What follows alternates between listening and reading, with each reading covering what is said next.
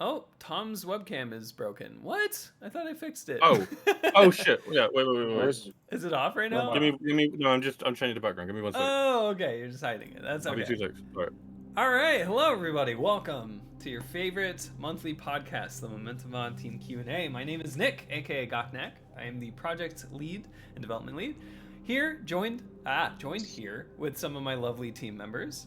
We can go down the list. You guys can talk about who you are, what you do, and we'll get kind of showing off some stuff and talking about the game a little bit, I think. Yeah, we starting with me. Starting with Mac. Yeah. Hello. I'm Mac. I do tooling for mmod and some mapping. Heck yeah. Oh, we have Panzer up next. Who's Nick? Hello. Where's my camera? Oh, are you? Oh shit! It needs to be added. Let me actually do that right now. How about that? My bad. I did not see you join that. All right, 1 second, guys. Zooming in on Panzer for a second. My bad. I don't know. Yeah, this is it's just a little bit. I need to use studio mode, but my other monitor that I normally use for things like that are oh, whoops. There we go.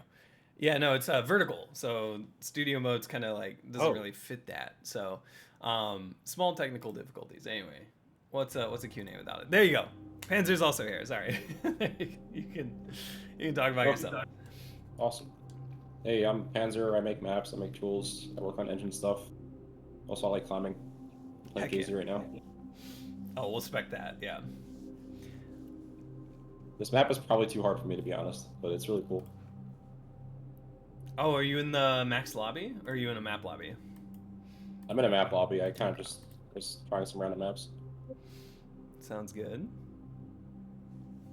Might be a better idea to play something more accessible at the beginning of the stream. Yeah. And then last but not least, we got Tom. Oh, hi. I am Tom. I'm the web lead, web systems, etc., and I do a lot of UI, tooling, game program stuff. Sorry, I'm shamelessly watching the DerKenste Grand Finals. We didn't want to reschedule the Q&A. I didn't realize it was on now, and I just looked and they're like in. I forgot when it was. I heard about it, but I forgot the date that it was happening. So, yeah. We actually have a question about that, Sniffy Dog. So, stay tuned. Okay, cool. So yeah, I guess we can start off with our standard ask question. What has everybody been up to? It's kind of been the same answer every single time, but it's more prominent than ever this time. We've been working on Ottoimtl, our next very, very large release. Probably the biggest release until 1.0. Ottoimtl has been, just recapping for people that haven't watched the previous Q&As, Ottoimtl is a giant overhaul of the existing systems that Momentum has. That includes our leaderboards, right? Replays, which go on leaderboards, our maps and zoning. So just a ton of like updates to how maps can be laid out and how different game modes need different requirements for start zones, for stages, teleporting to stages and stuff like that. So it's been a lot of work. All of that, being encapsulated by a backend that's been completely rewritten to support all this, and new front end, new front page, a bunch of stuff. We have a public project board on our GitHub if you want to see all of the work that we've been doing towards this update. And we're kind of in the last couple cards. We have a couple questions about release date and stuff. We'll get to that in a sec. But we have been just hard at work finishing up this update. A lot of what's left now is writing. It's the changelog, which is also the blog post, right? And then finalizing a bunch of wording around our new front page and map submission if we need to tweak anything there. We're really getting we're kind of throwing it around the team right now to get everybody's opinion on everything, just to make sure that we're not missing anything. We want to make sure that when we release O10, which by the way is a public playtest, if you have requested or request in the future access to Momentum playtest, you will get access at O10. So it's an exciting update. We're just making sure everything's in place. Again, it's not a perfection thing. It's just making sure we have actually the bare minimum to make sure, you know, we're good going forward. So a lot of work has been done around that. Like a lot of the finalizing work we have are just kind of like fixing a lot of bugs that people are finding in like lobbies or with, you know, some of the newer features that we added, as well as a lot of the documentation work. So it's coming. It's very soon. In fact, yeah, I guess we can just jump to the first. The first question kind of encapsulates that, right? By triangles and wait, hold on. Who wants to read the question? Sorry, I was getting ahead of myself. I can't be asked. Okay. Mac, Watching do you, I wanna- guess. Oh, okay. I can do. No, I can do. It's fine. All right. I'm not triangles. I'm Triple Spike. Asks why the updates are not releasing. Are you working on a big update or what? Yes, we are. Yes, we are. Triple Spike. We are working on 0.10. We aren't updating 09 in the meantime because it's just an older code base that, yeah, we don't even have, like, we'd have to, like, check out a very old Git reversion in order to, like, yeah. So it's a very old one. We are working on 0.10. And yeah, okay. We don't have, I guess I can preface this. We don't have an actual release date, like a day and time yet, but we know a rough time frame. So I'll jump to, oh shit, I didn't order them correctly. Anyway, we'll jump to this question. Sorry, it's all related. We're answering it first and foremost. SummerMax84 asks when the game released on Steam. We're thinking by the end of September. So you may have heard of this little indie gem called Hollow Knight. We were originally going to aim for like early September, but then that got announced. No, I'm just kidding. No, that doesn't really affect us. We're such a niche game that doesn't. But it'd be really funny to like say that it does or something. So realistically, with everything that we have left, we can get Momentum 0.10 by the end of September. It'll probably be before then. Again, like it really depends on how quickly these remaining cards get done, right? It depends on people's availability, you know, what we consider good enough to ship, as well as, right, like if it's, you know, actually needing some more work. So there's some variance there. That's why we don't have a specific date. We can't really commit to a specific date, but we're aiming for the end of September. That is our current, like, that is our time frame right now. We are that close. If we barreled through everything, like if we just all took like 2 weeks off of work, it would be out in 2 weeks, if that makes sense. But that's just that's the variance part of it. People have work, people have different, you know, obligations that keep them up or keep them away from working on Momentum. So it's hard to specify a specific date yet. But once we get the actual day, like time and you know, date number, right? We will ping. We will announce. It will be on our socials. We'll clarify, you know, what it means. You got to request access still to the playtest, but you get access when we actually, you know, release this. So yeah, hopefully, right? Hopefully, we can start to drum up some hype. It's been a long time coming, and it's going to be incredible. I cannot wait to get 0.10 out in all of your hands. If you do not have access, people that do have access, you can actually opt in to 0.10 pre to see the branch that I'm actually playing on if you want to play along with us, as well as you can just kind of see like the progress that we've made. You know, we have our staging dashboard as well if you want to see the progress on the back end and our dashboard. We do have our front page, but it's on like a temporary site right now. It's like front page -cty or something. But anyway.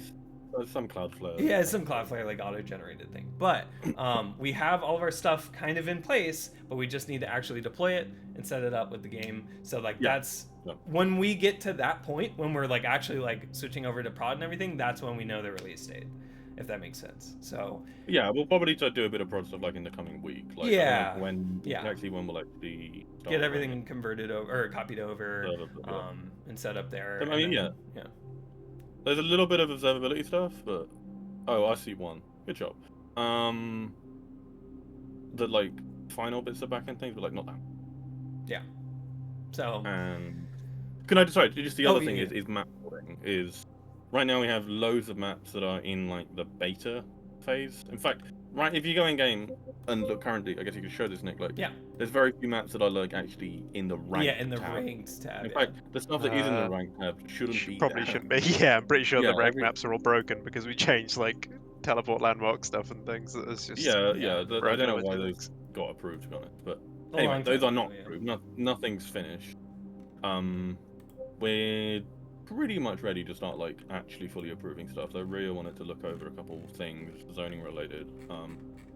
Once we start being able to approve stuff, we'll start to actually build out like the map pool. And some stuff just won't get. Some of the stuff that's currently in testing Yeah. will still be by the time O10 releases, probably, because we have like over 400 submissions currently. And we'll probably aim to get like at least 200 maps like approved for O10 release. And everything that's like in submission in the beta tab you can still play in leaderboards. Just they get wiped on approval, and a lot of people don't realize that they even exist. But right now, like there's a lot of maps you can play, but it's all in the beta tab. The vast majority is.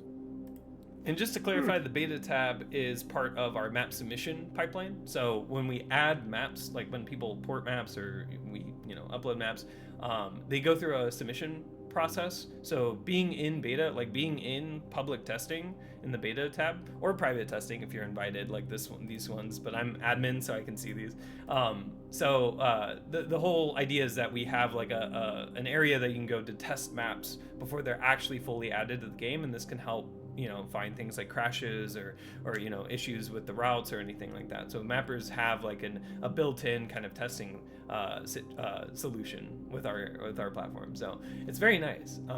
And speaking of our platform getting better, we actually now tell you if a game or if a map has assets from a game that you don't have installed. This is work that we've had for a bit, but Tom finally hooked it up recently.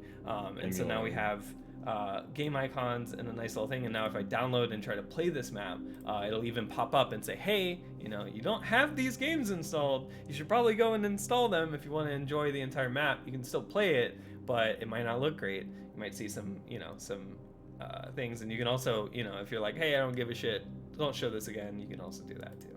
So it's pretty cool. It's a pretty cool system. It's all part of a cohesive, singular place to play all these maps. You got to make sure that you're enjoying the maps as mappers may have intended, making sure that you have the assets needed. So, but yeah, cool. We've not shown off some of the stuff we wanted to show off though. Yes, hold on. Sorry. I will jump back. I'm going to jump back, but I also wanted to answer Otto's question here. Just about invites to Momentum. Sorry, Mac. I'll just answer it now, and then we'll get to actual non-access related questions. Apologies. So we are not currently sending out invites to the game right now. Until we're so close to O10 that it just doesn't matter. We're just not sending out invites right now. You will get access if you've requested access at O10.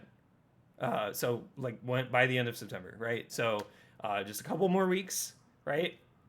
You guys will all be in. You will all be in and be able to play this. So hopefully that satisfies that question as well. All right, let's go back. What has everyone been up to? Let's show off some stuff. Where should we meet up? Let's show off some very cool things. Sticky jump. Sticky jump? Sticky jump. Which map? Sticky jump. KJR. I don't know. Why not? Lego Croc. Lego Croc is very cute. I'm already on KJR or Lego Croc, whatever. Fine. Oh, there we go. Okay. Lego Croc. Lego Croc. Is it? Wait. What? Oh, there we go. Lego Croc. Okay. Look at him. That's pretty good. That's pretty good. Oh yeah, the weapons are freaking out still. That's something we gotta fix. But yeah, we'll get to that. yeah, it's like it doesn't happen in debug.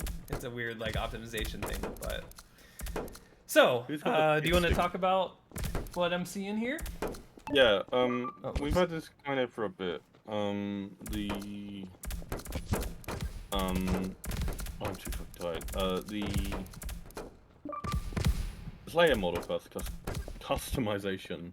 If you look at What are you? Yeah, Nick currently has default settings. Nick, why don't you go and change your color? Yeah, let me go change everything. So yeah, you can customize things. So if you don't like ghosts being that loud, you can also turn them down. Oh wow, that explosion was not scaled by that. All right, that's a bug. But anyway, wow, that is very loud. Okay, good to know. But yeah, you can change the volume of ghosts if if you think they're too loud. So we can just do that. A fucking explosion. That's so funny.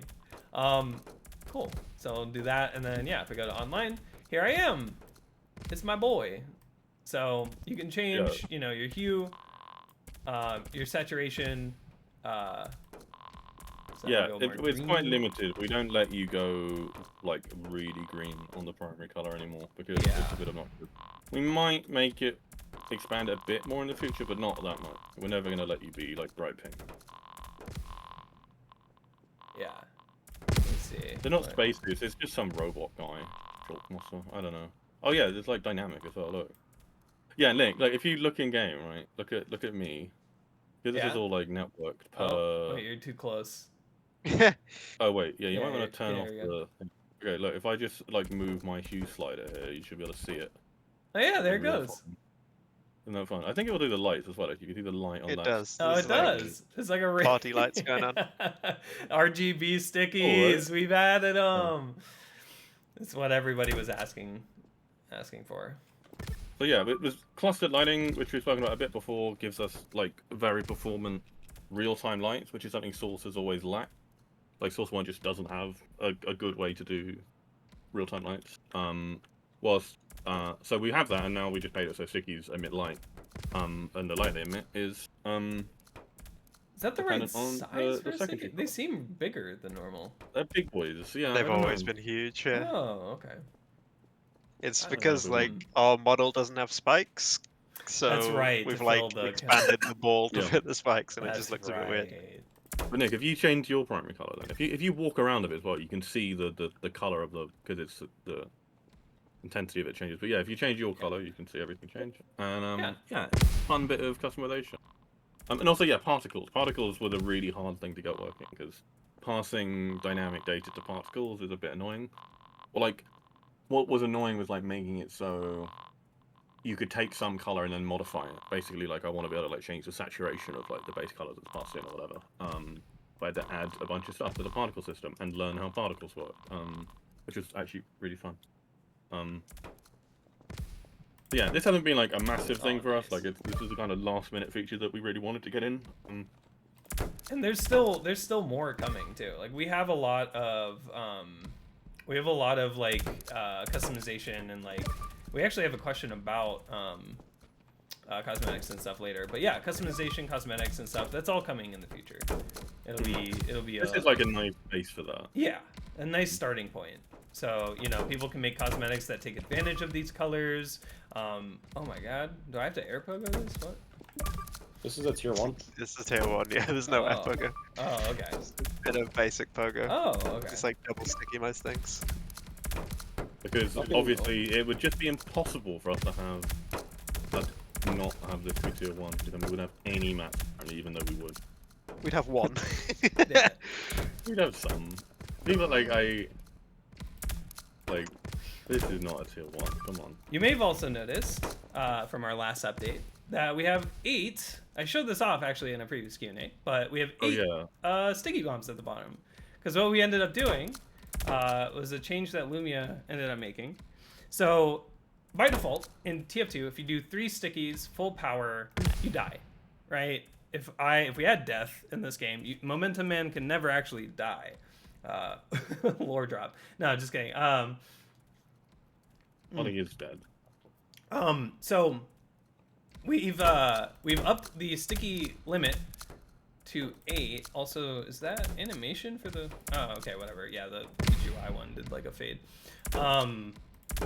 So we allow you to shoot 8 stickies now. You can have 8 stickies out, and then when you shoot the 9th, it'll fizzle the first one they shot.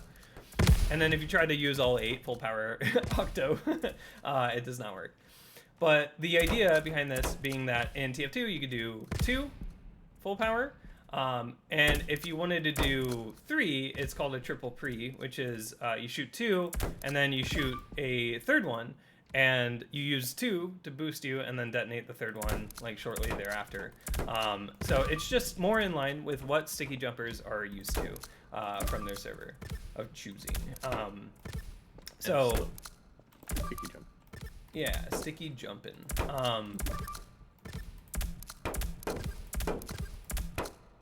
Damn it. For tier 1 sticky jump maps, you shouldn't have it so the first jump is like really hard. Yeah, this is. I can't do anything in this map. There's no tier 1 sticky jump maps, though, is the problem. There's literally one. So we just have to make We should make some. the easiest Maps maps. keep Yeah, saying that like we you can can't some. make like easy maps and then but You can make easy maps. It's just making maps that are worth speedrunning for good players is bad. Like we could make a bunch of tier 1 maps that'd be unranked, Yeah. but then what's the point? well I think that would be fine. Oh, But, like, even damn if the gameplay is kind of samey, then whatever. It's still run. Whatever. But yeah. So we have. We've been talking about tiering a lot lately. We're re-tiering a lot of stuff. Like we're doing some interest like Surf Summer. You know Surf Summer? We can show that off in a minute. Guess what tier Summer's gonna be? 3. It's amazing. Controversial. And there's some really controversial ones. I'll let that get finalized before we announce it, but yeah. There's a lot of fireworks going on outside my window as someone won the GeoGuessr World Cup. Well yeah, Radu won. But yeah. Nice. But yeah, I'm really enjoying the sticky lights. They're very nice.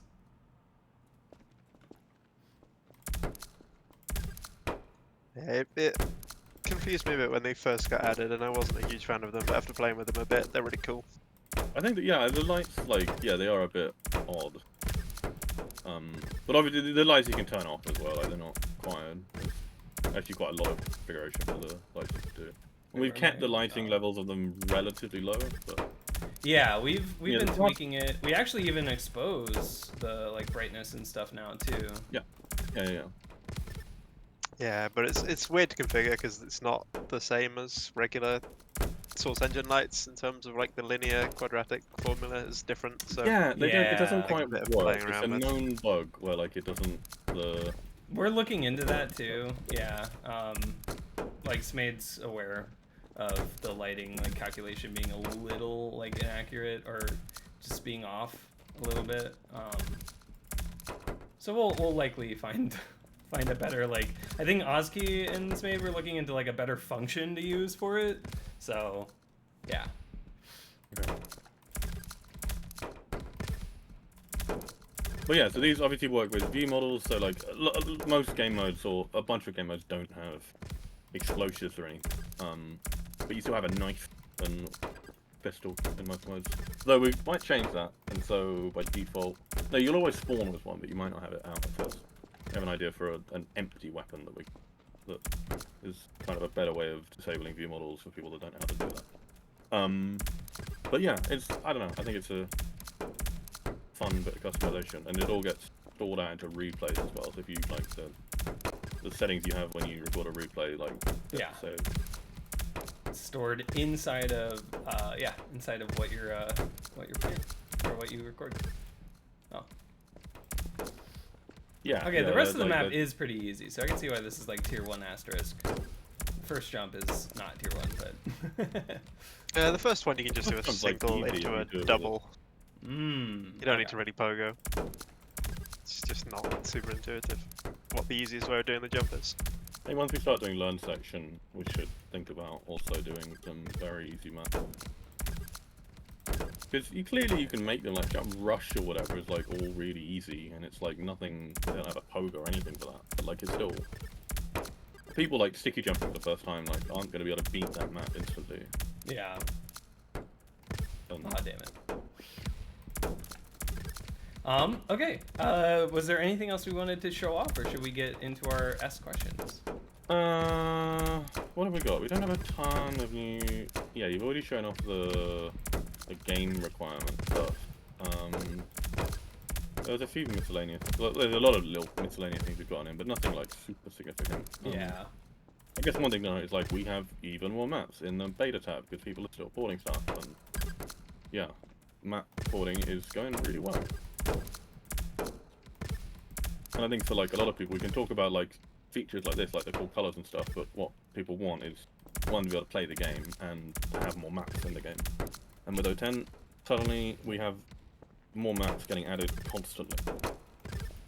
Public map submission means that it's not like me, Nick, or Matt. I think are the only ones that can like submit maps to 09. Yeah.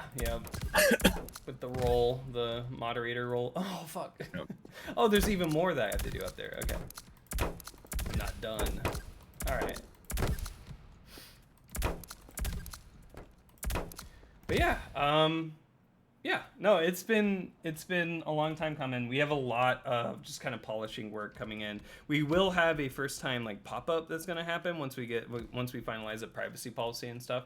Again, you are creating an account on our back end. We just want to let you know that we're not collecting anything except for what you're giving us through the game. So like we're only collecting like your runs that you do and like your public Steam identifier. Yeah, right? it's like we barely need it. It's just safety. Yeah, it is more of just a legal like kind of requirement, right? There we go.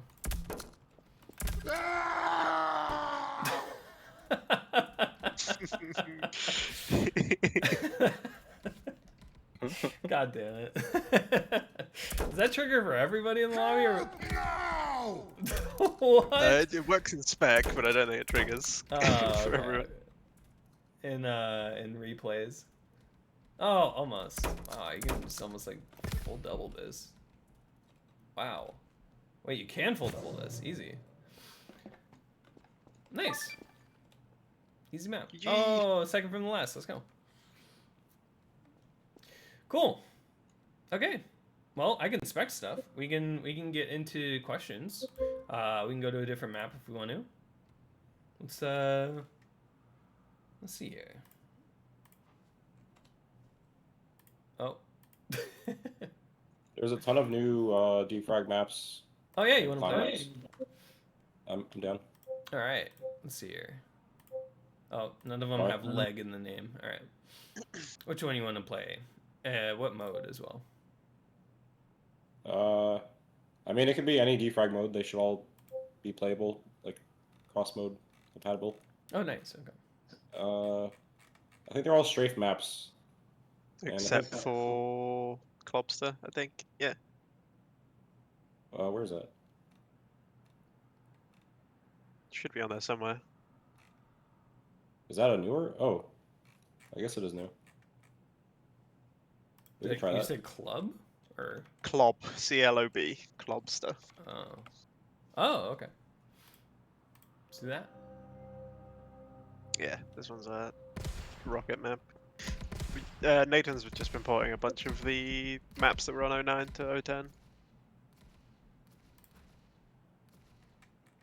All right. Nice. Yeah. Okay. Cool. You have the 4. Okay. And yeah, it does all of your colors and stuff go through spec as well, so you can see Oh, I gotta enable my. What is it? your cheats. Grounders. No, it's good. Grounders HUD. Oh, is that off by default? It might be. I think a lot of HUDs were kind of opted out by default. I don't think we network any of the stuff needed for the HUDs as well. That's why it doesn't show up. There's also, Yes. Yeah. We spoke about that the other night. Rio, we'd had to send a lot more stuff, Yeah. which we could do. Though keep in mind, it would also then get stored in replay files, which adds to this file size, which is something very important to us because it costs us money to store. Yeah. But generally, like, sorry, I think the plan was we thought we could store that data better and do. Yeah, Is I that mean, AC can for there be 010? things that are calculated? Because it's like, you know, like, does it need to be stored, or is it something that can be calculated based on the inputs? Like, how do we calculate it for the HUD? And then it's like, is it a bunch of just properties that are? Is there It's any probably not cheat that in hard to do. 010? No. Anti-cheat's going to be the last requirement for 1.0. Well, I say last requirement. It's the biggest requirement for 1.0. And we'll be working on it until, like, all the way to 1.0. But 010 will not. I mean, that's, I guess, like, kind of given. But we will have eventually like a reporting system. You know, we'll be looking at what happens as well, right? So I wouldn't recommend cheating. Like I wouldn't recommend it. Like it's not like it doesn't count or something, right? Like if you cheat, we're gonna like note it down. But You're talking about Give you a Panzer, little- Rockefeller. deepfake 3 clicks? What's happening? I don't think it's a deepfake. No, I don't really see it. I don't see it either. Look a little bit similar. Oh. They're talking about me? What? I feel like more likely you than me on Nick. But We're going with a not custom doing AC. Vac, Vac, yeah, Vac Vac- doesn't support. Vac, artwork, I gotta fix my HUD. God damn it.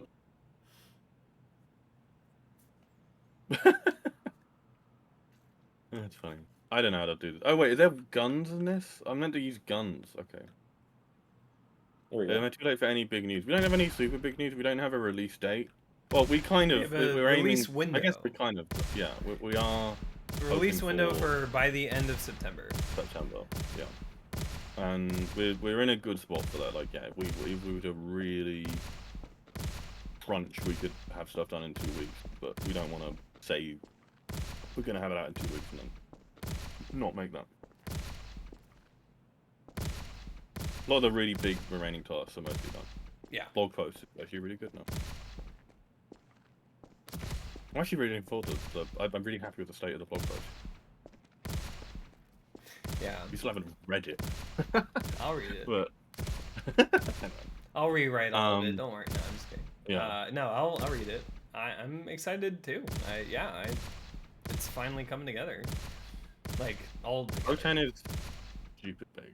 There's just like there's lots of ways that O10 is probably going to be a bigger update than 1.0, as in more stuff changing at once. Yeah. And we've done a lot of like polish for O10. Oh, damn. Oh, almost all threes. Yeah, I was gonna say. Unfortunately, this map is not a good way to show off the lighting with the projectiles. No, you can kind of see it. Only, well, I'm not- Oh my god, I love the particle colors. yeah, Yeah. but I'm not doing any double They rockets. look so good. So these particles, like Vortex made years ago, and put so much time into, and like it was only when I started modifying them to get the like color customization to work that I realized just like how good they are. Yeah. Like Yeah, they're we're just very super we're well very lucky to have Vortex on the team. Yeah. Particle system is like you can get the basics of it quite easily, but like get things that actually look good is like really hard. Like I understand it well enough to like modify existing stuff and like tweak it, but doing stuff from scratch like is really intimidating. And I've like never done it in any game before, but it's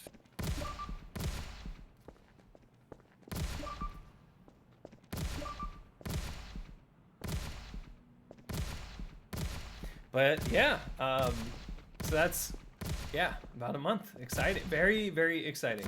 Yeah, I think we're all pumped. feeling pretty good. Like we've Yeah. been kind of burnt out from time to time and had a lot on, but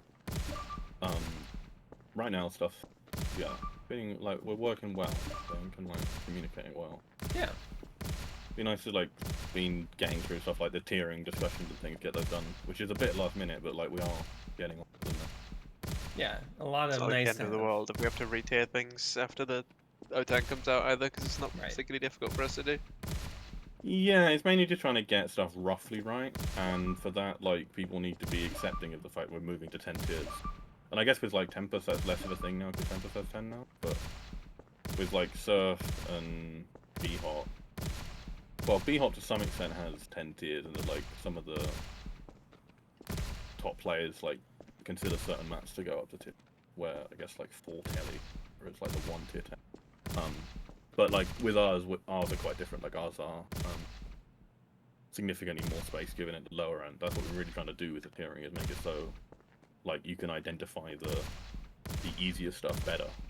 Yeah. And so a lot of Surf map, for instance, like stuff that seem like kind of quintessential tier 2s, like Surf Summer or whatever, are now tier 3. Like it's a mid tier 3 system. But yeah, Oh, sorry, I'm talking about this is forgotten. completely unprompted. talking about this, I don't know, but This map needs some arrows or some shit. yeah. I like my new Steam avatar. I You gotta really use like this paint. Oh yeah, I avatar. forgot. Yeah, paint, which we're like. I don't even know if getting rid paint of. works properly on BSB convert maps with how the decals are a bit funky. Oh, gross. Oh, good point. Paint's so gross. I mean, there's decals on the wall from like projectiles. Yeah, we really need to fix paint in the future. It's like now Make we it have better. engine, like there's all sorts of ways we could do it very differently. How does paint work in Portal? That's like it adds a Very different. different, but- Yeah, it's like a more complex system. It doesn't use decals at all. It uses like its We own should definitely mesh look at it stuff on if we're top of, reading. Yeah. and like it like hooks into like BSP stuff as well for like light map. Yeah, it's interesting, but it's like not decal. We could at definitely all. look at it though, like, and if we might want to do something that's not decal based. Sure. Decals are they're very clunky, just because there's just like a fixed like buffer or whatever of decals of like a certain number, Yeah. like agnostic to like the specific material, and so there's a limit to how many decals you can have, and shooting rockets and then making explosion decals will delete paint potentially, right? If it reaches a decal limit, Yeah. silly things like that. But paint being like its whole own entity, not we should working. do like voxel based. Try like in the wall Minecraft. or the yeah. Oh, there we go. Yeah, in the wall. Yeah, it's also very awkward to network, so we're probably gonna have paint disabled in multiplayer by default, partly because it lets people be quite obnoxious in lobbies. Yeah, but it's also a social feature, so I mean, It is, Yeah, it's like We'll see. I don't know. Like I Getting them think it working should well be with enabled. computer. I think we should fix it up a little more and have more settings around it, so that if it is annoying, you can block someone's paint in particular, right, or something like that, and then it Set it to like removes it. friends only or something. Yeah, like stuff like that. So like definitely want to have it, but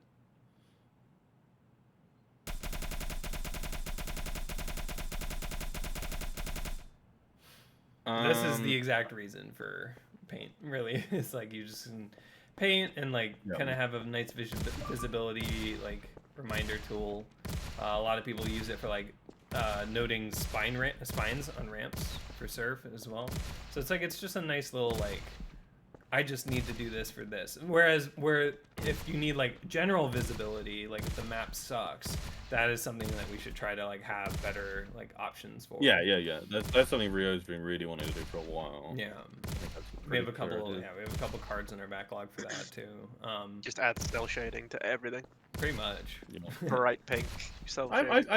I think we should mess with some like post-process stuff more in the future. Oh yeah, no, there's we had a branch for Cool. adding aces tone mapping, which actually isn't the best anymore. I think GC or GT7 or something is. There's different tone mapping. There's cell shading. There's a bunch of like stylistic things that we could add in the future. Now that we have clustered lighting, we could do a lot more lighting things. We've added it to our to our weapons, but we don't have like explosions make them and stuff like that. So there's more that we could do. I want to hook up the clustered to particle system so badly. I'm not gonna do it because it would be such a mess. But like making it so like an explosion like actually produces real-time light, and like each frame is like it kind of explodes out and then shrinks. Like it's not necessarily even that hard to do, but like if you could get the particle system to do that, so like the variables that the particle system controls, like when it's making an explosion effect, where it's like it's kind of doing a kind of linear ramp or whatever, like the thing kind of expands out and then shrinks back or whatever. Explosion does. You could make those variables like control the light in the world, which would be really, really cool. And Source just has never had support for that till now, but with Cluster we could totally do that. Yeah, I'm excited to see the possibilities. Yeah, I'm forbidding myself from working on this city, but oh my god, it'll be very fun. See, that's the benefit of adding like feature milestone versions. You get to work on game code instead of just slaving away for web and then releasing Game code is so much fun. Like, yeah, there's just a doing lot of fun random stuff. game dev, like, oh yeah, I'm gonna learn the particle system today, and like, Damn it. I'm 4 seconds up behind one beanie. Ooh. I don't want to play this map anymore. It's I don't like rock Too long. maps. Yeah, it's too long. Sounds good. Which map do you want to go to? Oh well, apparently they beat their time, but it didn't submit. Ooh, Oh, really? Oh, I could go and see. Let me see. Let's play a good map. Nude ADR. Let's think about. Sounds good. I was gonna pick that originally, but I was looking for a map with projectiles. Do I have the run reduction in Sentry? I think I do. Oh my god, I do. Frankly, we're gonna play Franker Z. Oh wait, do we not have? Wait, it says you're spectating right now. Oh yeah, there's It breaks very often. You have to do it manually in cat or through the lobby menu. So this map Another has bug bonuses. That seems like a bug we should fix. Wait, sorry, what's going on? It says you're spectating right now, but the in the list, the scoreboard, yeah, it says that you're spectating right now. Oh yeah, there's some stuff with the in-game thing that it seems a bit inconsistent. I was gonna have a look at that. Yeah. Because I wanted Do to. we have like track and bonus naming hooked up on the website? On the website or in Pano, you mean? It's in On the Pano. Yeah, the website. website doesn't show it at all. But like it should. The Pano should. Making the zones lets you save them, and then. Okay, so you could name like the eventually slick bonus linguist. as slick. Sorry, you could what? You can name the slick bonus the slick bonus, so that'd be what they were getting into. Yeah, Rather than it you just could being do that called with bonus zoning UI already, though. Okay. The console command, I think, tells you the name. Yeah, if you do mom Yeah, bonus, maybe add a bit more with of that. space. So we have that But it doesn't show in information. the HUD. Yeah, Yeah. the HUD That thing with is- map joining, being able to join a map through the tab menu or the draw panel, should be a lot easier to do now because the map launching logic is a lot simpler than it used. Yeah, So that's probably quite easy to hook up. and if you have your map ID in there and we know it's an ID, then it's very easy to to just download the Yeah. map if you need it. Otherwise, well, yeah, I don't know what the behavior is going to be like. Like, what would you want join map to do if you don't have the map? Do you want it to like auto download? Like, should it show a Yeah, I progress think bar it should somewhere? open the map like to download it and then Yeah. push it when done. And like the map selector should have a way to like download and launch your map at the same time anyway. Like Yeah. currently, like it's you download then you have to click again to launch it, but it'd be nice to have some kind of logic for doing both. Yeah. Okay, let's get to our ask questions. Yeah. Starting with microwave.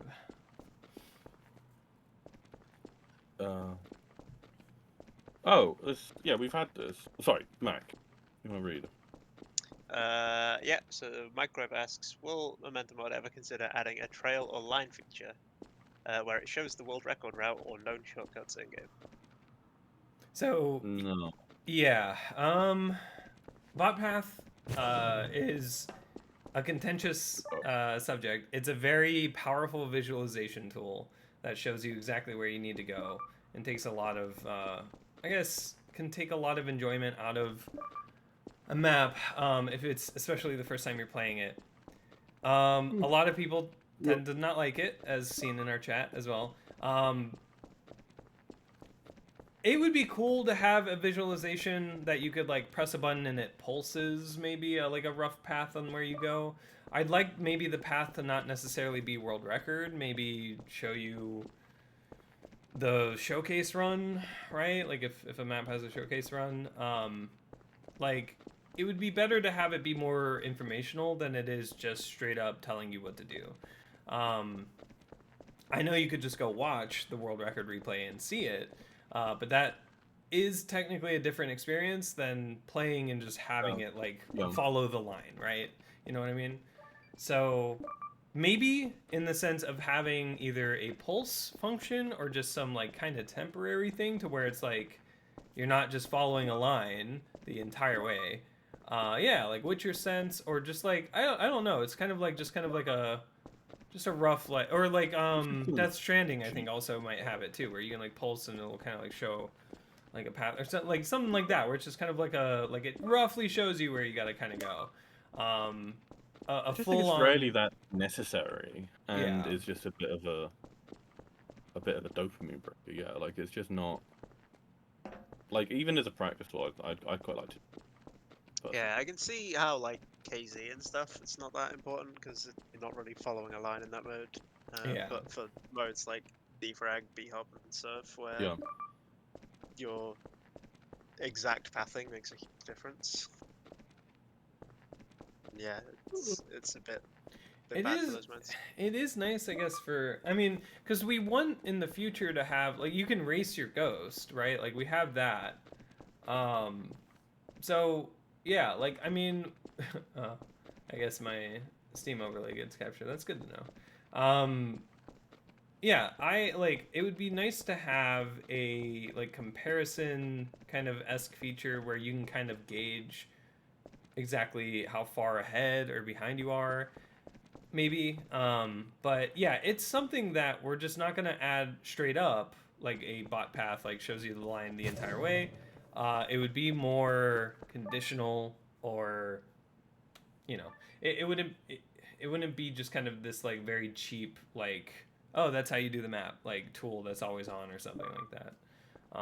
It could make sense for like showing you only your path or something like that, maybe. That way it's like you've done it before, right? You beat the map, here's your path you took. Maybe, right? Like as opposed to like, you know, showing world record the whole time or something. So we'll see. But yeah, right now it's just kind of like iffy. We got to figure out a better solution. So thank you for this question, Microwave. We'll move on to the next one, also by Microwave. Will there be playtime and attempt stats for each map? Tom? Yeah. Yeah. I don't know about attempts, playtime, absolutely. Right now, the backend does not track it. Like we don't pay it. We don't know what map you're playing. We just track runs. We will absolutely have that in the future. We're kind of holding off on adding support for it mainly because I want to change how the game talks to the backend soon.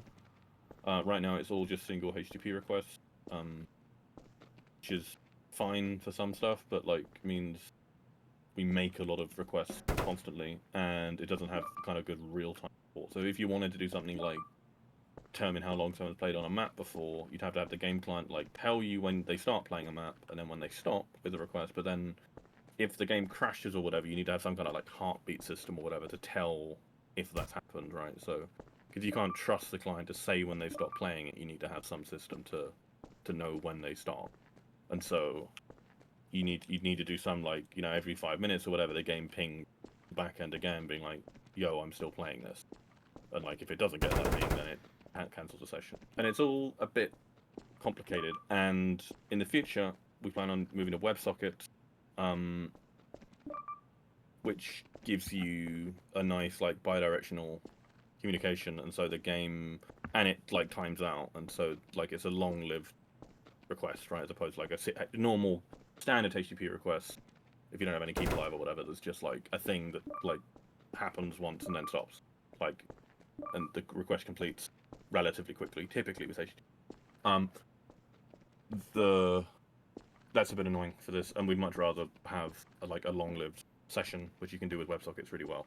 And so, given that we want to do WebSockets anyway, because it's a lot more performant for stuff like run submission, What is that? and like Sorry, there's like a visual bug that happens like consistently. It's a portal. Because This map was too big for 09 grid limits, so I had to use a portal when I was porting it.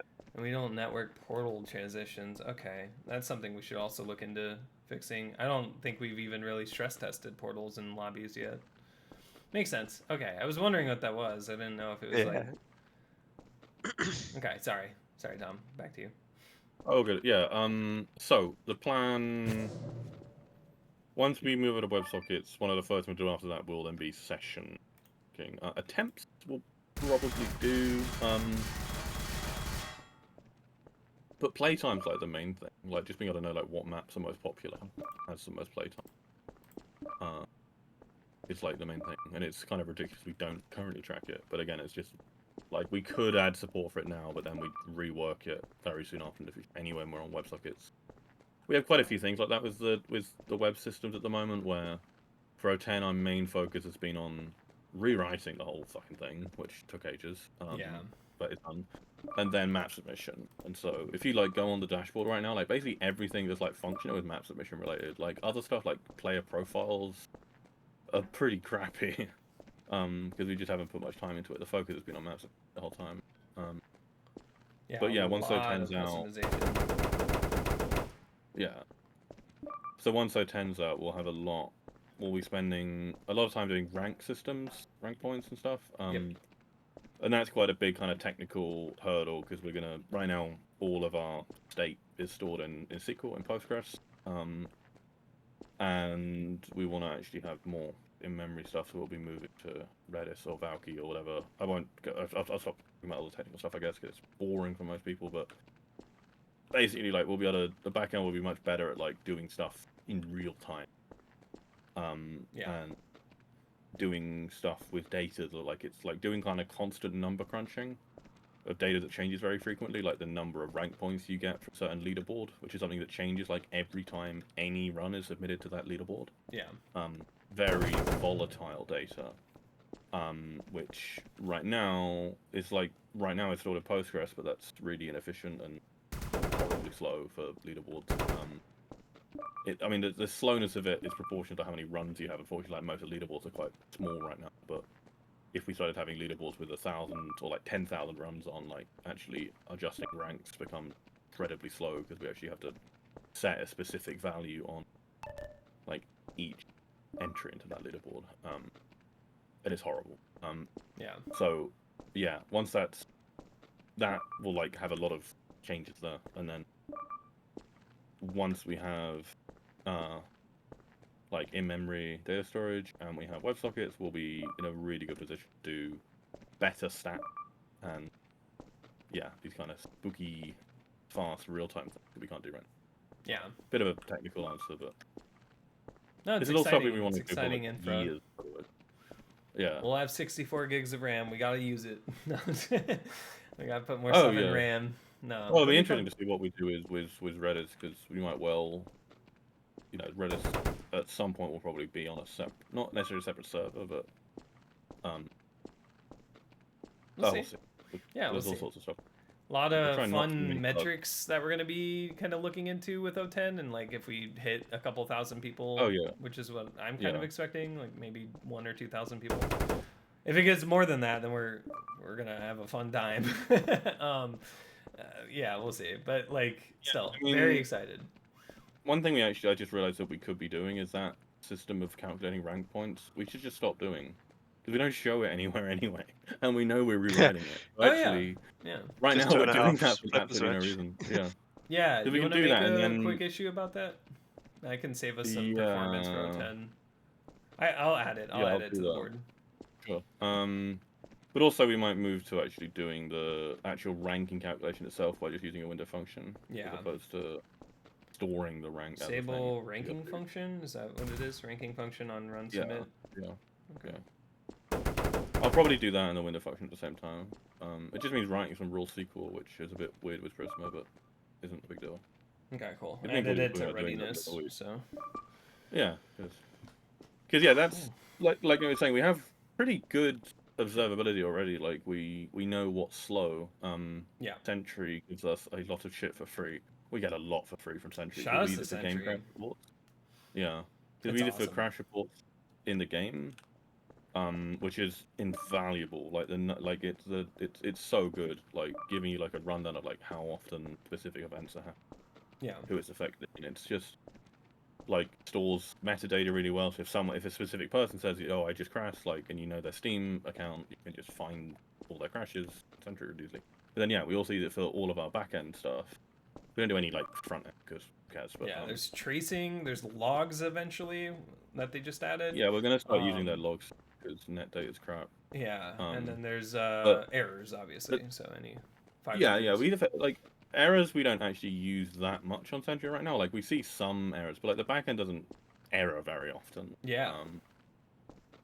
Because it's pretty solid, and it's not honestly not even that complicated of a system. There's not that many Right. places where it can go wrong, and also like TypeScript does help massively with that, with the kind of standard JS errors. Though we're still not on strict mode, there are a few issues related to that strict mode would have fixed. Yeah. But we use that error handling we actually use for run submission. So if a run submission fails, we actually treat it as an error in Sentry, because it is exceptionally good at like giving you a load of metadata, and you can just store arbitrary stuff on there. Yep. And see it in the web interface.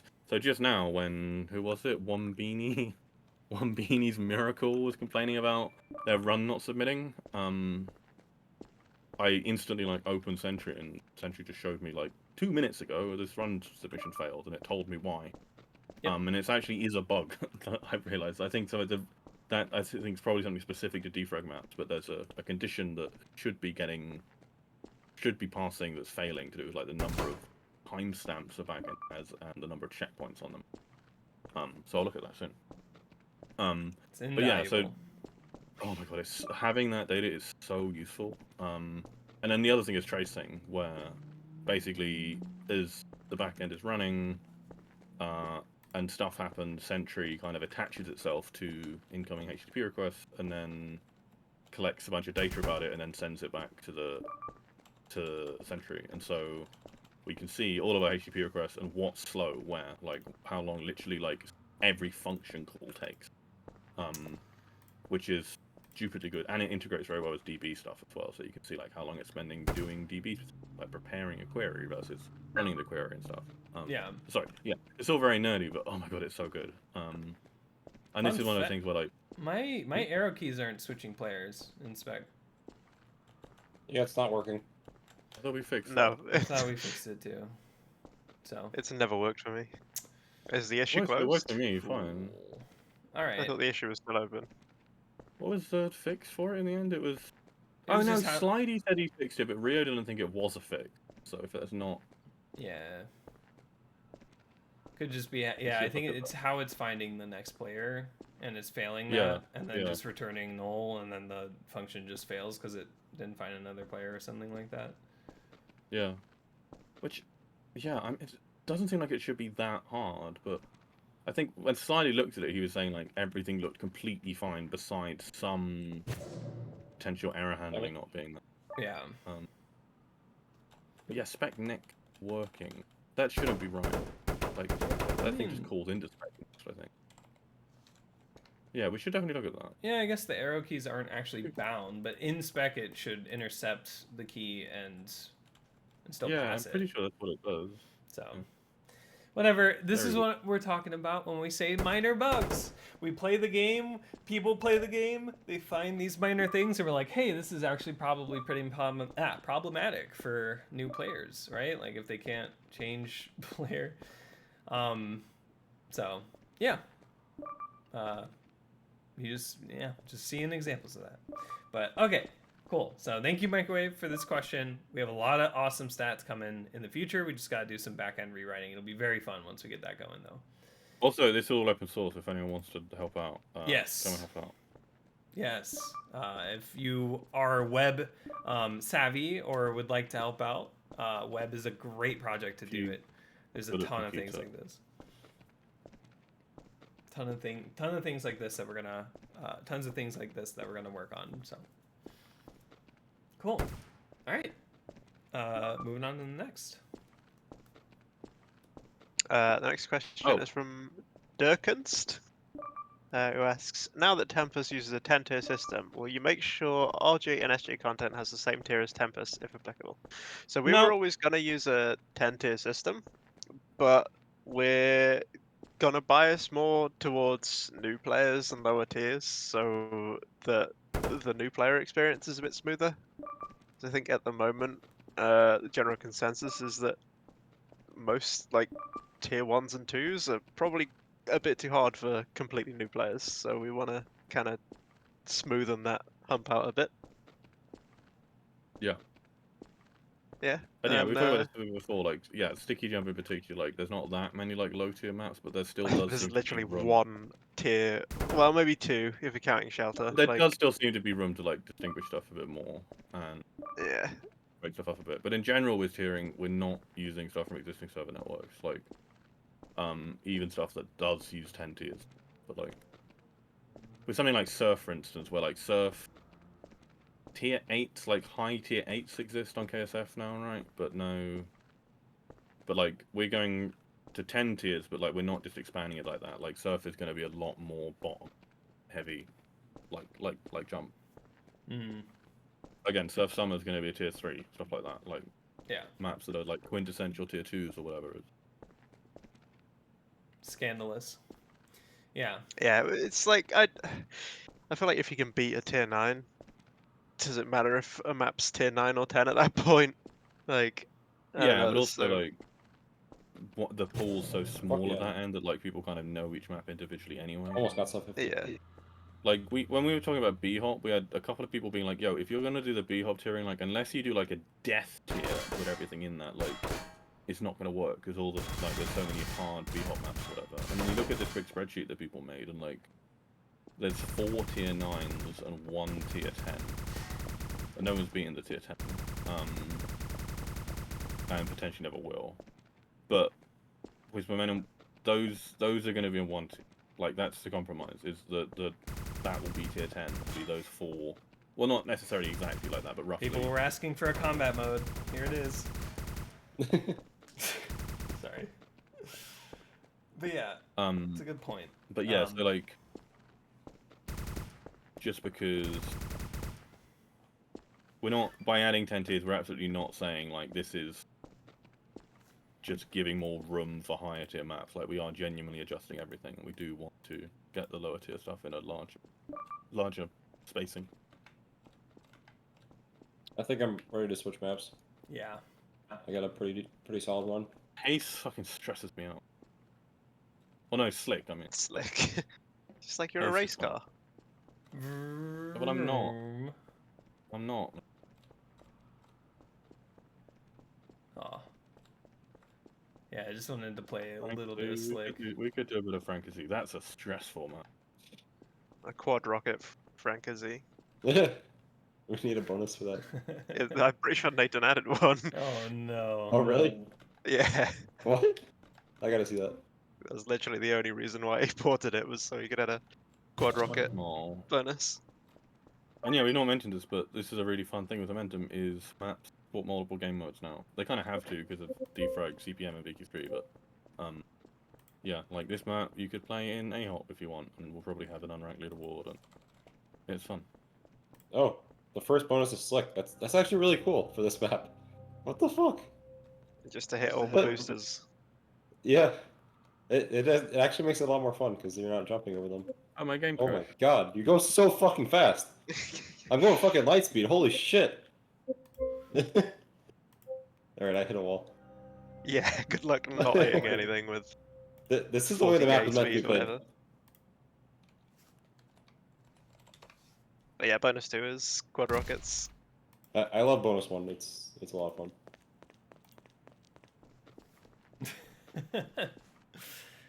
We didn't have the Franker Z song Wait, in what's it. the map called? Frank? Franker Z, Oh, Franker Z, find it. Franker Oh, Z. I have a filter on. I didn't know that you made this, Panzer. Yeah. Which is always funny, like, because I tend to, like, kind of, you know, respect you as quite a, like, sensible, professional person. I or have whatever, made and some then very I unhinged see the stupid fucking maps you make. It's good though. It's a classic, timeless classic. Oh, you go so fast. Like, this was the guy that was, like, correcting me in code review or whatever, and he made this.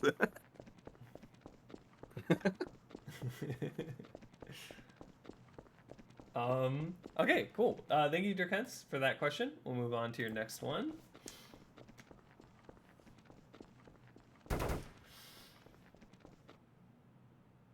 Oh, one thing I did want to just say on the tiering thing real quick is, like, as this has been going on, Granis, XB, and Dizzy have been in a separate team voice channel doing the surf tiering. They've got a big spreadsheet and it's awesome, and they've done a great job with it. And some people are going to be really confused, but yeah, it's good progress. Yeah. Jesus Christ, this map. This is actually so much fun. Well, the color customization is just neat. I really like that you can just have like a red weapon now if you want. Yeah. A little thing like that, you know. It adds your own flair. And then once we add cosmetics, oh man, it'll be crazy. Mm-hmm. Because yeah, with all the material proxies and stuff, now it's really easy to hook this up. Like to custom stuff. So that's what I'm because looking the forward to. masking we added for custom masking stuff we added for PBR. Like the hedgehog Let stickies people- can have glowing eyes based on your secondary color. Yeah. And then with clustered, they can actually like light up. I don't know if we'd had specific code for that, but I guess we could do something similar to, like particle control point. Do yeah, in they'd fact, have if to we be could like get particles, and then the particles have lights or something. Yeah. Seriously, like clustered and particles together. Like me and Smade were talking about this a bit ago. Like, I'm not gonna let myself work on this because there's so many other more important things to do. But so much real time My particle God. loads. Nice 40k. Yeah. Can we hit 50? We've hit 50. 60. Ooh. Oh, splat. Disintegrated. All right, let's go on to the next question here. DerKenste again asks, will maps simply be ranked/unranked in a binary system, or is there going to be more of a gradient similar to the rating system on Tempus? So Tempus uses ratings 1 to 4, 1 being good, 4 being not so good to run. 4 basically gives you no points for finishing maps with that rating. But I think we're just doing binary yes or no, and we're not being super strict on what's ranked as long as it's like generally, standard non-gimmicky gameplay, and it seems like there's been an amount of effort put into the map. Yeah. I mean, I quite like the that's kind of a cool idea. So I hadn't actually heard of that, but I think binary is good if we can get by with that. Yeah. Yeah. And at the end of the day, like the overall, like if you want to be the best RJ player, is just like a nice little stat, but I think it's just like a little mini game to play to boost your ranking on the scoreboard, keeps players playing the game. But I think the real achievement is probably just your individual times, and is the way I look at it.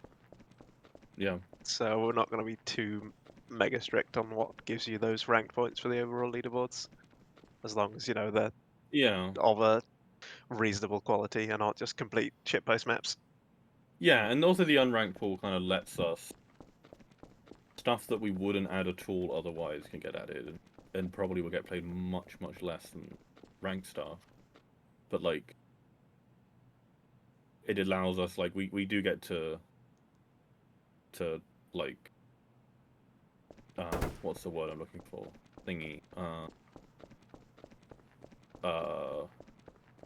Would think like curate the ranked pool to an extent. Right, we're not going to be really strict with it. Like it's like lots of like bad surf maps or whatever will still be ranked. Like Surf Classics or whatever is a silly map, but like, or this stuff that's like kind of old and a bit silly, like will still absolutely be ranked. And that gimmick stuff, yeah, we love this gimmick map stuff. with this map with portals. Somebody tried to. Yeah, Panzer was an idiot like 20 years ago and didn't make the corridor narrow enough for the portal to span over. Do you know why that is? That like the portals are limited to the size they are. You did that. Ported the portal. I'm not There's sure. like a unit width limit. I wonder if we could up that. Probably a rendering limitation or something, but maybe not. I don't know. Games like Manifold Garden could do it, then we could too. Yeah, I mean the issue with portals is when you have multiple at once, and you get like exponential complexity or whatever, because they render crazy amount. But... This feels like an F-Zero GX map.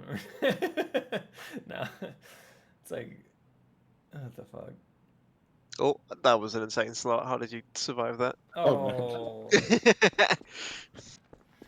I do wish this had portals so you can like react to the teleports better. Yeah. Yeah. Otherwise, you just gotta remember. Oh, nice.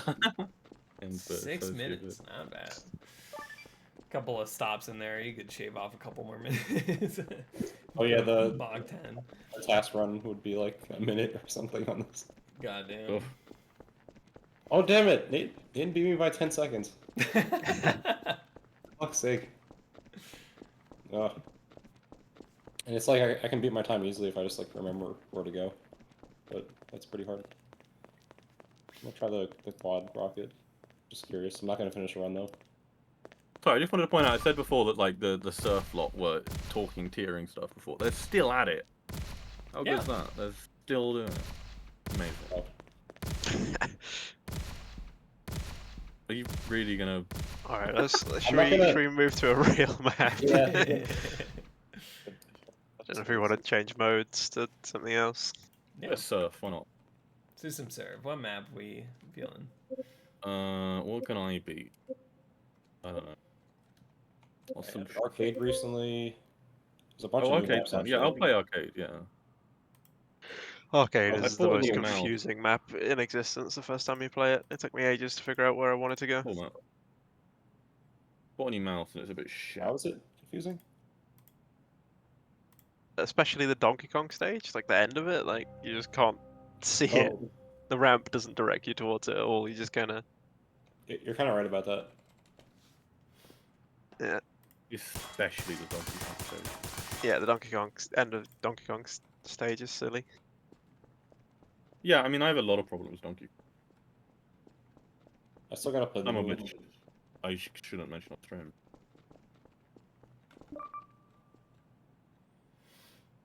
But yeah, okay. Hold on. Let me go to the next question here. Our world record. Let's go. Is it not R to reset? Oh, R is T. stage? What did we T change it is to now? track. That's right. That's right. Yeah, we Beautiful. decided to confuse everyone. T is track.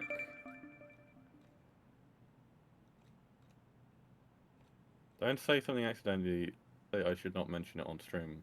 What, when I'm pretending to have some kind of, like, controversial beef with Donkey Kong?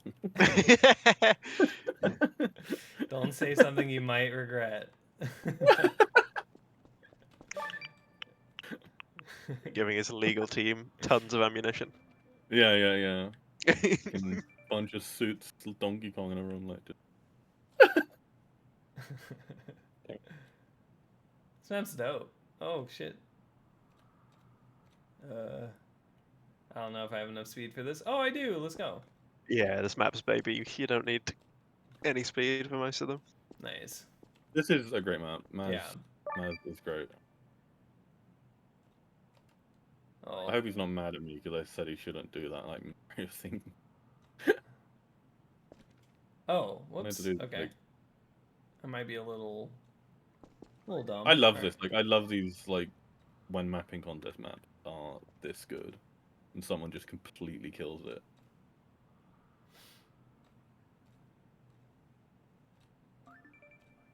And when they're like easy enough so that, you know, beginners and pros alike can play and, you know, grind them. It's pretty... Oh, shit. I had to go up more. Okay. We'll move on to our next Ask question here. Squirrel asks, how are you planning on keeping motivation up post O10 release? Oh. I think Good just question. seeing all the players that are suddenly playing the game hopefully will be a massive help, right? Yeah. Oh, yeah. Getting an influx of new players and hopefully getting some positive reactions. I'll be more but motivated also when it's actually released. Yes. Like Pro 10. What did you say, Sir Panther? Like when more people are playing the game, I'm just gonna be more motivated. Yeah. But also, I mean, I was writing this for the blog post. Like, so much stuff in O10, we spent a very long time doing well, like, and rewriting a lot of stuff. And now that it is rewritten, it is very to work on. So you know, like I was talking about doing WebSockets and backend stuff, right? Like doing that kind of stuff with the old backend and like the old like HTTP code that we had in game would have been horrible. But with the new setup we've got with Nest and using WebSocket PP or whatever we're using C++, like it's just really nice to work on, and it's a code base that's like. Sorry, just watching Rufus overrun yeah, by yeah. shooting Donkey Kong in the face. Assassination attempt failed, dude. No, I saw that on my other monitor as I was talking.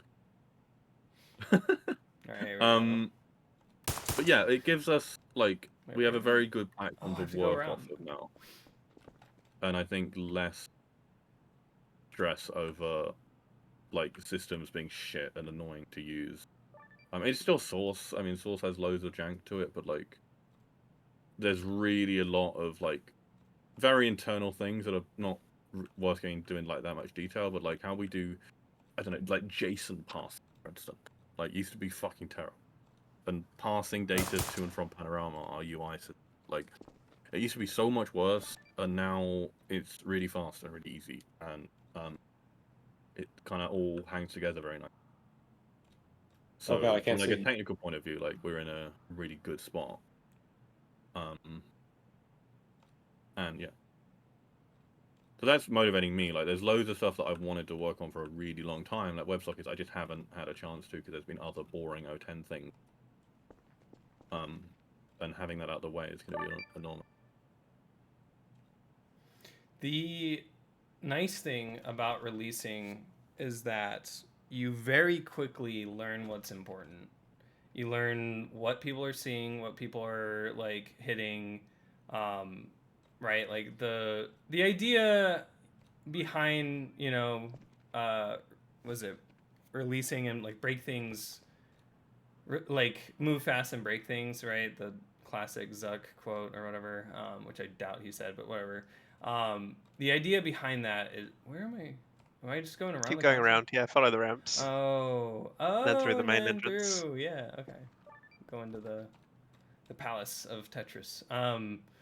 But yeah, the nice thing about it will be just like ideally seeing hopefully all of the doubters play the game and see what we were working on, right? Like see that it was worth it, that that will be really nice. But that's not why I'm making it. Ooh.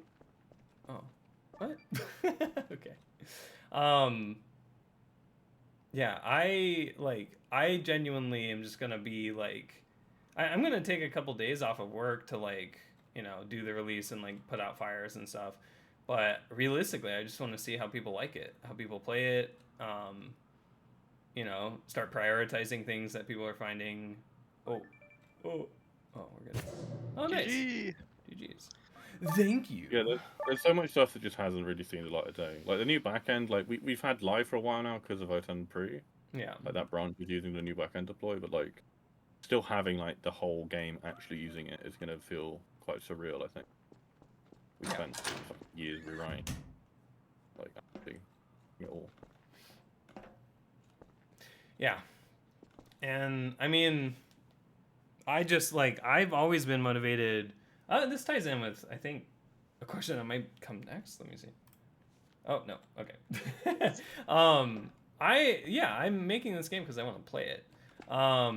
But yeah, like I will be really excited to just play it with other people, like in map lobbies, in normal lobbies, like seeing leaderboards and stuff. Yeah, it's really exciting.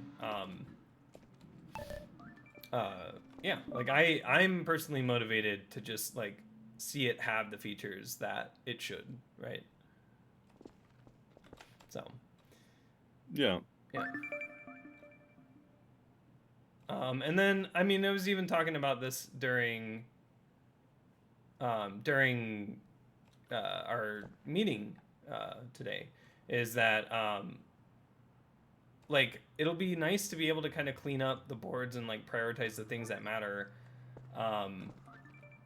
And so like another motivation is going to be kind of like seeing what the future versions are going to have and scoping them appropriately so that we have like an 011, 012 that like absolutely aren't as big as 010, but still have very meaningful features like the save state system, report system, things like that are necessary for 1.0, but can come out at their own cadence and like we can kind of better prioritize. Because yeah, I mean, you could consider like a lot of this stuff being kind of more scope creep-ish, but like a lot of it was necessary, right? It's necessary work because it's related. Like the replay refactor originally, right, on our on our thing on our roadmap was like 011, right? 012. Like it was kind of pulled out like that, but it was all interconnected, and it's good that we did it. But like, it'll be really nice to have.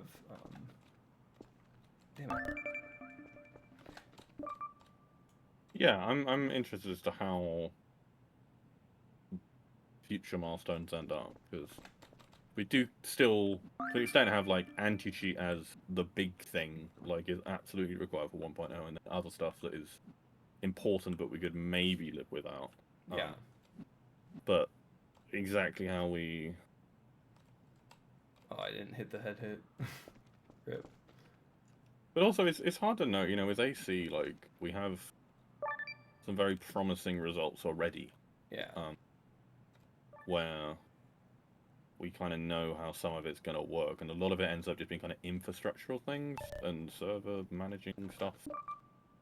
Yeah. Not necessarily all that stuff that takes all that long. It's just kind of big decisions we need to get right. Then it's not necessarily a massive amount of code in the same way that O10 was. So I guess, like, I don't know, there's some... what am I saying? Damn it. We'll see. Voice chat. Yeah, voice chat we want to do. I think Rio was talking about it. It does not seem hard at all. Nope. Yeah. Should I was be reading straightforward. through a bunch of matchmaking code the other day, actually. Oh. Why would you do that to yourself? Well, I wanted to see how they were storing the player list in maps. Right? Oh, yeah. Because Steam doesn't support it, but Source games, like Valve games, do. Like, you can see, like, in a lobby, like, who's in it. Yeah. And basically, they just set metadata on it. Like, Steam lets you just store, like, arbitrary strings, or like, I think it's a 24 bytes or something. Strings.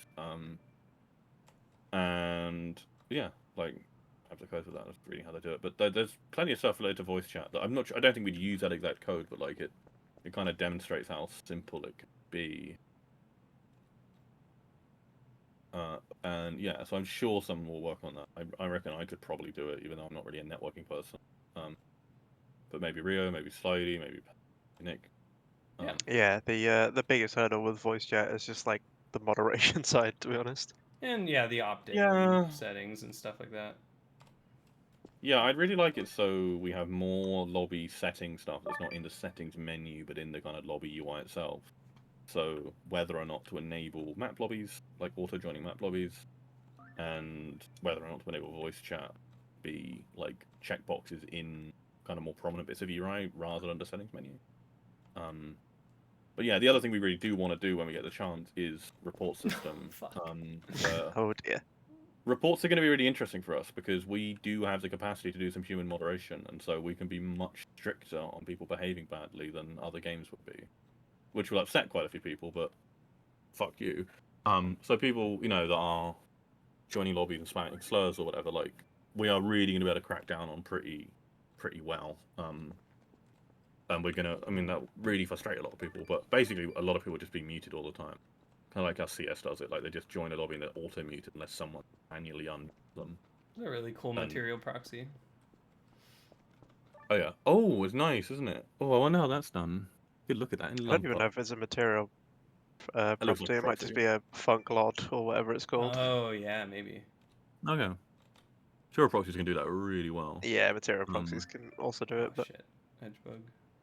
No. But yeah, I mean, CS has this thing of like if like a high enough proportion of people report you for bad behavior in lobbies or whatever, you get auto muted. But with us, like, we do have plans in the works where we will encrypt chat messages in such a way that if someone We'll reports a chat sign message, them. Yeah, we're not Yeah. encrypting chat messages. they would be encrypted in the way we do it. But I thought was a Oh, yeah, okay, I guess, yeah. But basically, people that are sending messages they shouldn't in a lobby, we're not going to record all lobby chat. That's like a privacy concern. We wouldn't want to do it. But we will let people report specific messages or specific like groups of messages. And we will know that the message that's being reported was legitimately sent by that person that sent it. Which means if you join a lobby and start spamming slurs or whatever, all it takes is one person to report you, and then someone to go on the moderator page, see that, and be like, okay, this person's auto muted. I mean, we can also have auto detection stuff too. Like, like we'll have Yeah, we things. can, but that stuff's never that reliable. And But people always it can find ways help to with get around automatically flagging potential. Like, so it would show up there. it. And like, Yeah, maybe a bit, but like people always find ways to get around the auto detection, right? I think it I wouldn't. know a lot of games have sort of realized that. Yeah, So, I like, mean, I'm not saying it's watertight, but like even then, like even if it's not, I think it's something I'm always just quite skeptical. But like, yeah, you can technically even but, like- use GPT-esque systems for it, and ask like, yeah, I think ask at it that how point, like, offensive it is and stuff. Oh, damn it. yeah, but then you have to pay for that, or manage some self-hosted model or whatever, Yeah. and then reliable. I don't know. I mean, we could do it, but like, honestly, like, the main thing that's annoying is knowing that someone reporting a message is legit. That you need to know. If someone reports a specific chat message, you want to know that they're not making it up and saying that someone said something they didn't. By doing message signing and also encrypting them, you can get around that. You can have a system where people have private and public keys and sign stuff, and so you can know that a specific message is sent by a specific person, that you can't fake the report. Yeah. Once you have that, as long as you have some people that are willing to do a bit of human moderation, which shouldn't be that much different from doing like Discord moderation or whatever, maybe less painful, because I think a lot of the stuff that we're not going to moderate like argument with something like this. Partly because we're probably not going to store like a big chat history like that. The main thing this will get are people just being just offensive for the sake of it. And that stuff is pretty quick to like read and be like, yeah, don't do this. But then, and like, yeah, I don't know. I'm always a bit hesitant of spending too much time on this, but it potentially isn't all that much work, and I do think it is important for a game like this to not get completely sieged by toxic people. Yeah. And I think a lot of it does come down to reputation. And if you let people know very fast that if they do this thing, they're going to get banned for it or get auto-muted, like, that will of course make like the trolls or whatever like try to exploit it more. But at the end of the day, if you do have some human moderation there, like it can be relatively easy to sort out. Yeah. And it is a game that we are making. It's our game, and we don't want people like that in our game, ruining it for other people, being unpleasant. So. Yep. Community guidelines, pretty important, yeah. We get people complaining about Nazi mods or whatever all the time, I'm sure, but we don't care. It's our game. I got rank 4. I'm gonna let you do it. Pog. Does this map have bonuses? Yes. Are they like tier 10, like all tier 1 map bonuses are? I think it's like 4. -000 PB. Let's go. It's a unit surf bonus. And I don't like it. We can change map and/or question. Well, Actually, actually, and hard, question. like, what to replay. Change question and/or map too. Someone's spamming slurs as part of the surf experience. Not in Momentum. Soz. Yeah, We're gonna fuck you unfortunately. up if you do that. We are. It's just kidding. And loads of people like will do that all the time, and it's just part of their identity, right? Because they're just gamer losers. But we don't want it.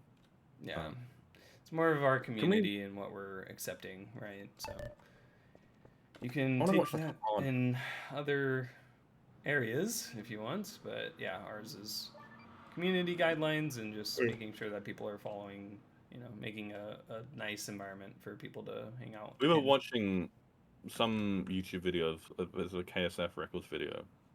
I can't remember what it was, but like someone got the world record, and then like in chat was some guy like calling him slurs or whatever, like just as a kind of silly joke thing because they know it's going to be in the YouTube video, and it's like so bizarre that you wouldn't just crack that. Yeah. Yep.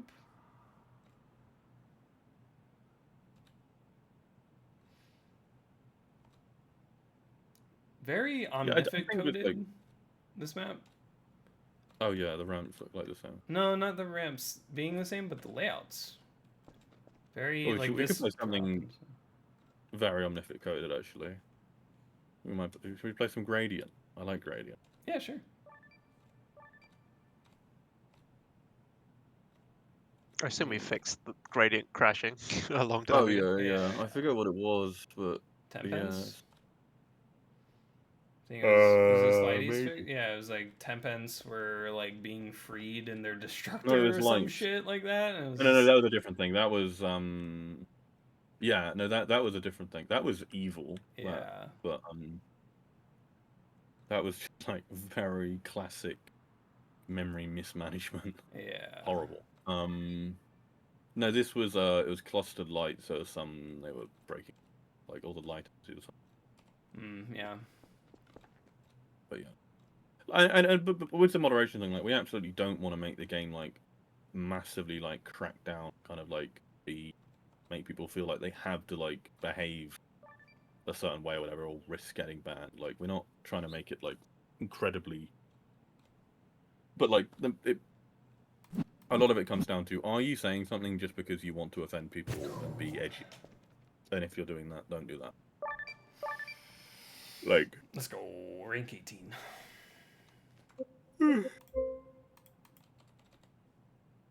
Oh wow! I started typing in the map selector and it crashed. I'm gonna submit AD. I got that. Yeah, AD. I got that earlier. I submitted a thing, and I didn't actually look at Century. That bug's been happening for a long time. Huh. Okay. What was it? Let Did me see. it submit? Is it there? I hit submit and my game is still open. So. Oh, it's Okay. a Pano thing. I reckon it's leaderboards. Oh, there we go. Wait, is this Close you? now. Yeah, I got it from you. AD. Yeah, AD. Leaderboards. After death. That is a Walter. wacky function name. Yeah, it's a classic Panorama type to V8 RAM of T. And it's Walter, did you just come over to bite my shin? Is that all you want? You just want to give me a little love bite? Or do you want to go on stream? No, he wants to flop on the ground. Okay. Alright. This boy. Alright, she's had a bit of a shit week. She's getting better. We had our neutered last Friday. She's been all bored and recovering. Not gonna go out for She'll walks. be ecstatic to go outside again. Oh my god. Well, she can go out and like we take her some good walks like on a lead now. But she's got a couple of other retriever Labrador friends who she sees like most mornings usually that I'm sure she's missing.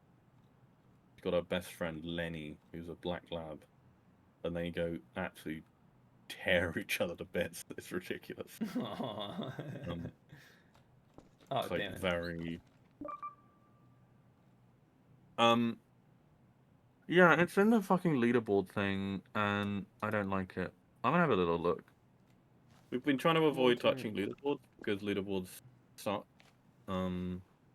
Okay, it's Walter time, everybody. He's trying to go underneath. Have you got him? Yeah, I got him. Say hello to the actual boss of mmod.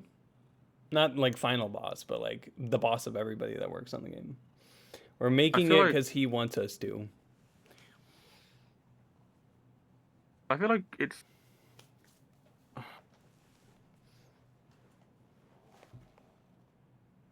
I think it's just trying to pass a JavaScript object out of the player name string, and the string gets deleted. I think. I don't know why it'll be happening inconsistently, but I think it's like V8 just gets to it slowly or whatever, and by the time it does, it's. Is something being like freed that shouldn't be here, or? Well, I think it's a. Why is my hand red? Oh, that's why. Because of the red light. Oh my god, the leaderboard code is so. It's a bit dated. Yeah. Old. Classic MomUtil format time. Wait, is this where I'm supposed to go? I think I just. I don't think I'm supposed to... I just turned around. Are you on gradient? Yeah, I'm on gradient. Your game's Oh, frozen. you've not captured the new instance of the game. Oh, my bad. I thought it. One sec. Wait. Sorry about that. I've been surfing for the past like 2 minutes. All right. Let's go to our next Ask Question.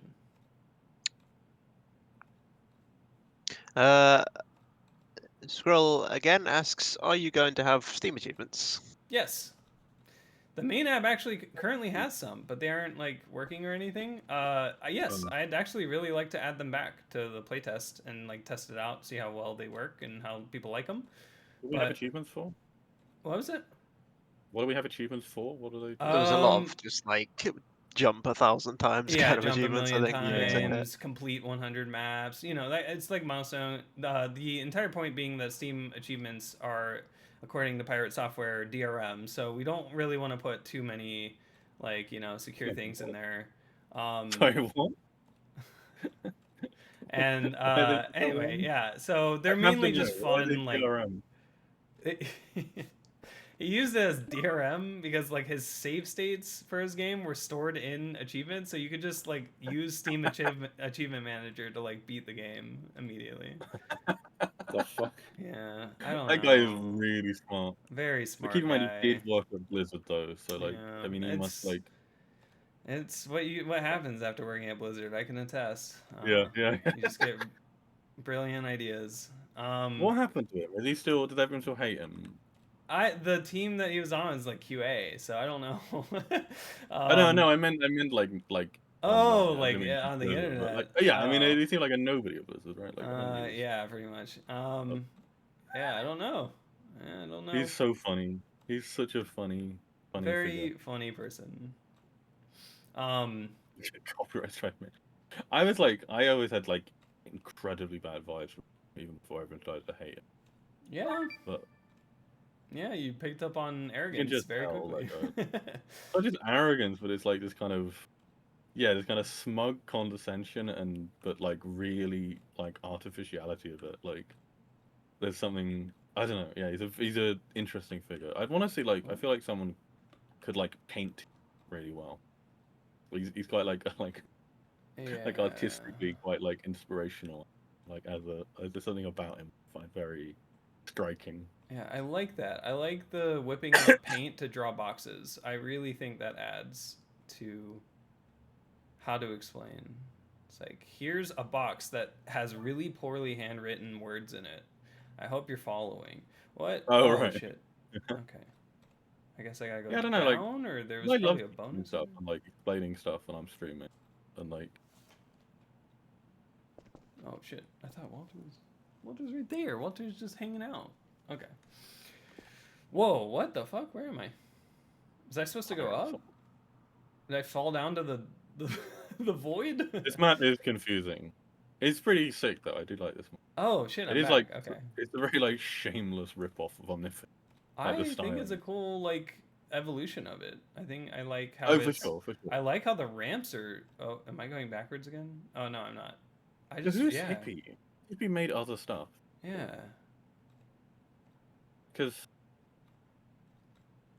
it's a very weird. But anyway, so sorry, getting back to this question.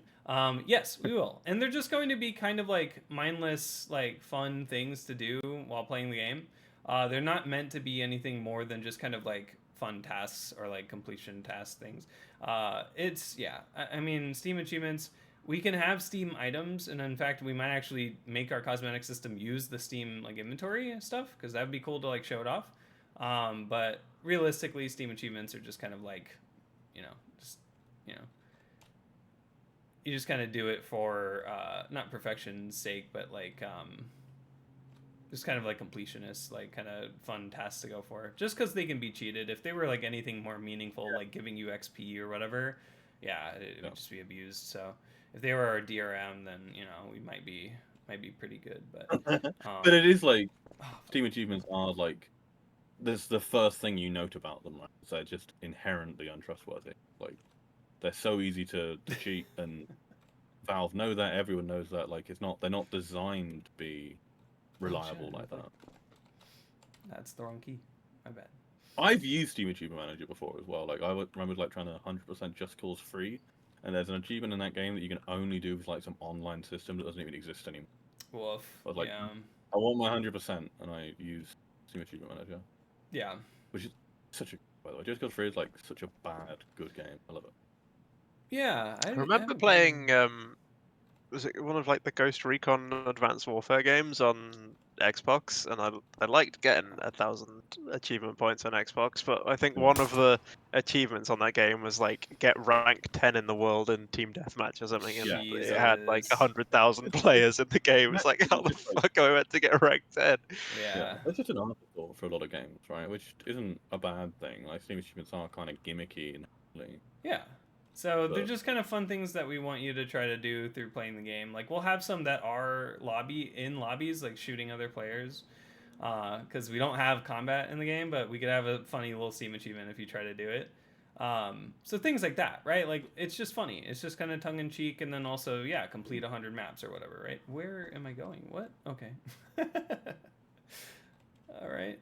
This is definitely a map you gotta kind of just experience, and then you actually can like run. It's really long. Well, good luck remembering all 8 minutes of it for your second run. Fuck. Yeah, Okay. That's cool though. I didn't know it was 8 minutes. These ramps are very smooth. I really like them. Are they made in like Blender or like modeled? Because They must, surely. They are very nice. Where am I going? Oh my god, this is sick. I can't tell what's happening here. This is cool. I'm gonna do a question from chat real quick. Yeah, go for it. If I may, because it's a good one. I understand the source engine is not open source. Is there anything that can be done? Anything else that can be contributed openly that needs to be done? Code translations. ... Yeah. So we have a fair chunk of open source stuff on our GitHub. All of our open source code is on GitHub. Yep. On mmod, which I guess I can link. So a lot of our UI code, the panorama stuff, which is in TypeScript, is open source and on there, and then all of our website stuff is on there. There's also docs. There's some tooling like Lumper and BSP Convert, and a couple of other small things. Also got all of the in-game assets like sound models, textures, things like that. Could always use help with if you've got experience in those areas. Oh yeah. Yeah. And with those tend to be like I don't know what else. So yeah, those are stored on a private Git server. Those the game assets, but obviously bring people on. I mean, you can there's post also things in the art channel, right, and discuss things there. Oh yeah. You don't need to access to the GitHub to make some rocket launcher sounds or something. Yeah. And translators. There's our Poe editor. Also, if you go on our Discord and you look in the localization forum, I always forget like that's a forum now, and then there's a general localization thread, and there's a bunch of stuff pinned. Where's in my there. speedometer? We turn it off. Oh yeah. Surf? Where's that going? Your exec file called speedometer defaults might be. Oh yeah, it might be cooked. That's true. You might have to delete it to get the new defaults. Okay. Yeah. Oh, I still need to do that. Getting rid of the silly HUD menus. KV3 files. Yeah, the defaults, because we're just gonna ship them with the game. Because if you edit them, you could just override them in the overrides folder in custom. Yeah, custom is such a good system that does not make sense like that and much more broadly. Yeah. I need to look at the defrag defaults real quick. I think something's not right with like ground boost. Right. This map is an adventure. I love it. We're very happy with new open source stuff. We're always happy to sick ramp on code review and just getting people familiar with Thought we fixed those. In fact, Glyphon in chat was recently brought on the team as a web dev. Yes. He's been doing awesome. And I really enjoy like onboarding stuff. How do beta maps work compared to ranked maps? So this basically, once they get approved, the leaderboards get one. So all the times when they're temporary. Besides that, there's not very much different. Like they are meant to be like playable and have leaderboards. It's just they're temporary leaderboards. Well, the main difference is that the beta maps can change at any time, whereas the rank maps are final and won't be changing. Yeah. You know. So once the map gets approved, the person that submitted the map no longer is able to like edit it. Because leaderboards are sacred, and so that's made very clear, like on the site and stuff. Like once it's fully approved, like you can't change it anymore. Should the ground boost indicator be enabled by default? Defrag. That is a good defragger question. I would ask in general defrag. Because Yeah. beginners are not going to know how to use it. Yeah. Well, they're not even going to see it probably, are they? Because they don't know what a ground boost is. It's hard to accidentally do a ground boost. I mean, it's pretty common when you're Is teleporting. that the thing with? Oh, That indicator comes up when you teleport a lot. yeah. When a map's in beta, the submitter can change it as much as they want and reset leaderboards if they want. So they can submit a new map version and reset leaderboards at the same time. And I think also, you're going backwards there, Cock. I have no idea where I'm Yeah, going. like- I'm back Oh, here. when you Fuck. put- You just gotta clear that big gap. Okay. It is so bright, this map. The fact it had like so many light entities, the game crashed. Throws me. Yeah, that's pretty How good. the hell did it like not reach brush limit, light limit? It's a Really big don't know boy. if I should enable the ground boost indicator. I would ask. Yeah, definitely ask the community about that. If I fail Well, or make it, I'll change to the next question. Am I asking Yeah, in the- Oh experts yeah, I or have new time players? here. Let's go. All right, next question. Just moonshot. Yeah.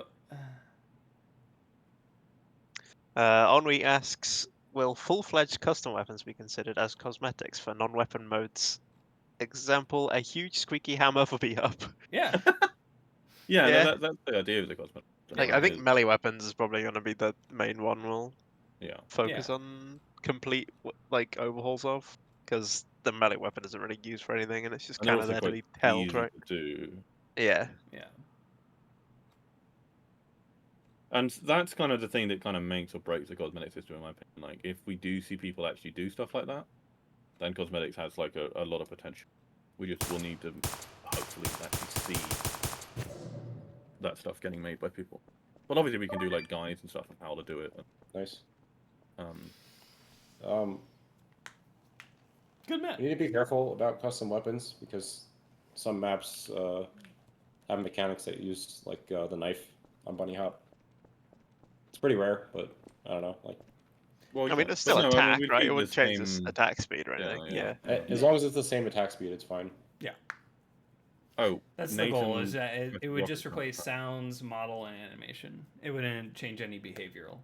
So, yeah. The monthly cosmetic discussion. Like, I mean, now we've got the player colors in. Like, I'm quite content with stuff. Like, hopefully we do cosmetics. Make the colors more garish. It's like literally. I upping need the hot max pink player number. models. That's true. Like, if we improve the PBR shader and then redo some of the materials for it, which means me somehow pirating stuff in Painter, like, then we can totally do that. Like, well, not necessarily like make them like way more garish, but like we could add a bit more ability to expand it. But right now, the shader doesn't look great, and like hot pink or whatever looks a bit. And we wanted to keep it relatively conservative for now, just so we don't upset people by making it more conservative in the future. Okay, yeah, Okay. Nathan's not recommended, redeemed Redeemed. 5k points to play RJ, so Okay. we're going there All the next, I game guess. modes. Any map? Was it Canyon, I think it was, if I Okay. remember right? Yeah, Looks Canyon. like something I might be able to play. Canyon's easy, yeah, you do Canyon. Rocket Jump feels a lot better with my new mouse. Oh, It's nice. lighter, shittier. I don't like this. Good for...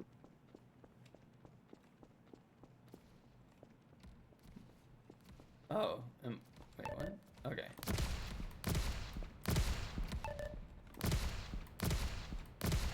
Oh. Wait. Okay, so the start's over here. What? Wait, do I need more like free speed? Or No, but it's included in the route, because Okay. that's where the timer on the wall starts. oh, I see. I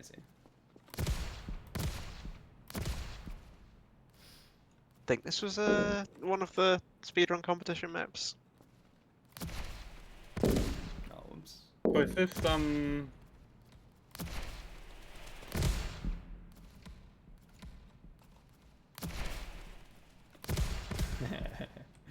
You definitely sink there. Oh, Jerf, let's go.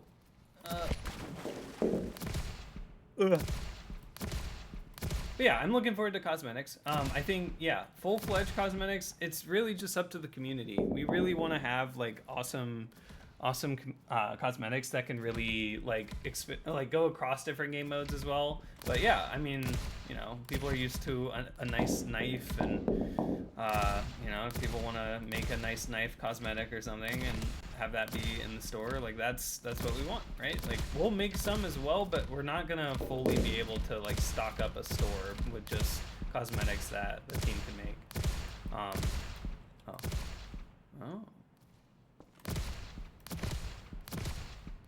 Oh, okay, almost. But yeah, I'm really excited. Also, my speedometer's fine here, so maybe that was just a It's- button, or was it No, just the a- speedometer thing is per game mode. Oh shit! Oh, that's right. that's I forgot we did that. Somehow got disabled on server.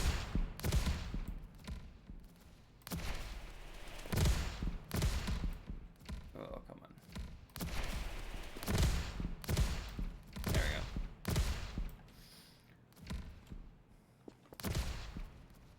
we go. Ooh,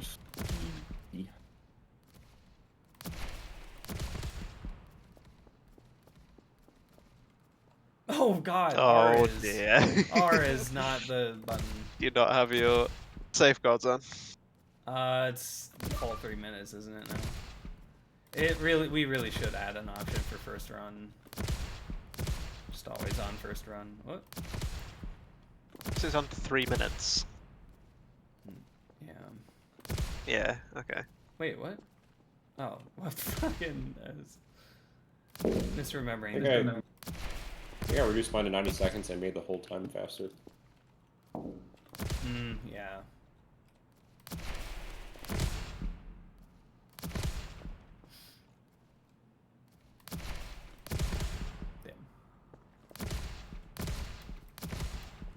What? What did you jump 9? We do another question. Yeah, sorry. I got sucked into RJ. What is happening when I pause sometimes? I'm seeing, like, I think the thumbnail of the map. Oh yeah, still. I see that. I saw that too. It only happened once. It happens on, like, the first pause of every map. I think the thumbnail's not hiding.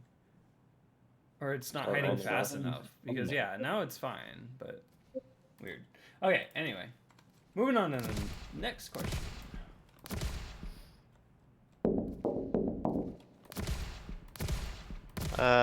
Fortifyve asks, after release, are there possibly any plans to make a Discord bot capable of checking mmod leaderboards, times, PR stats, profiles, etc.? Yes. Similar to the KSF bot.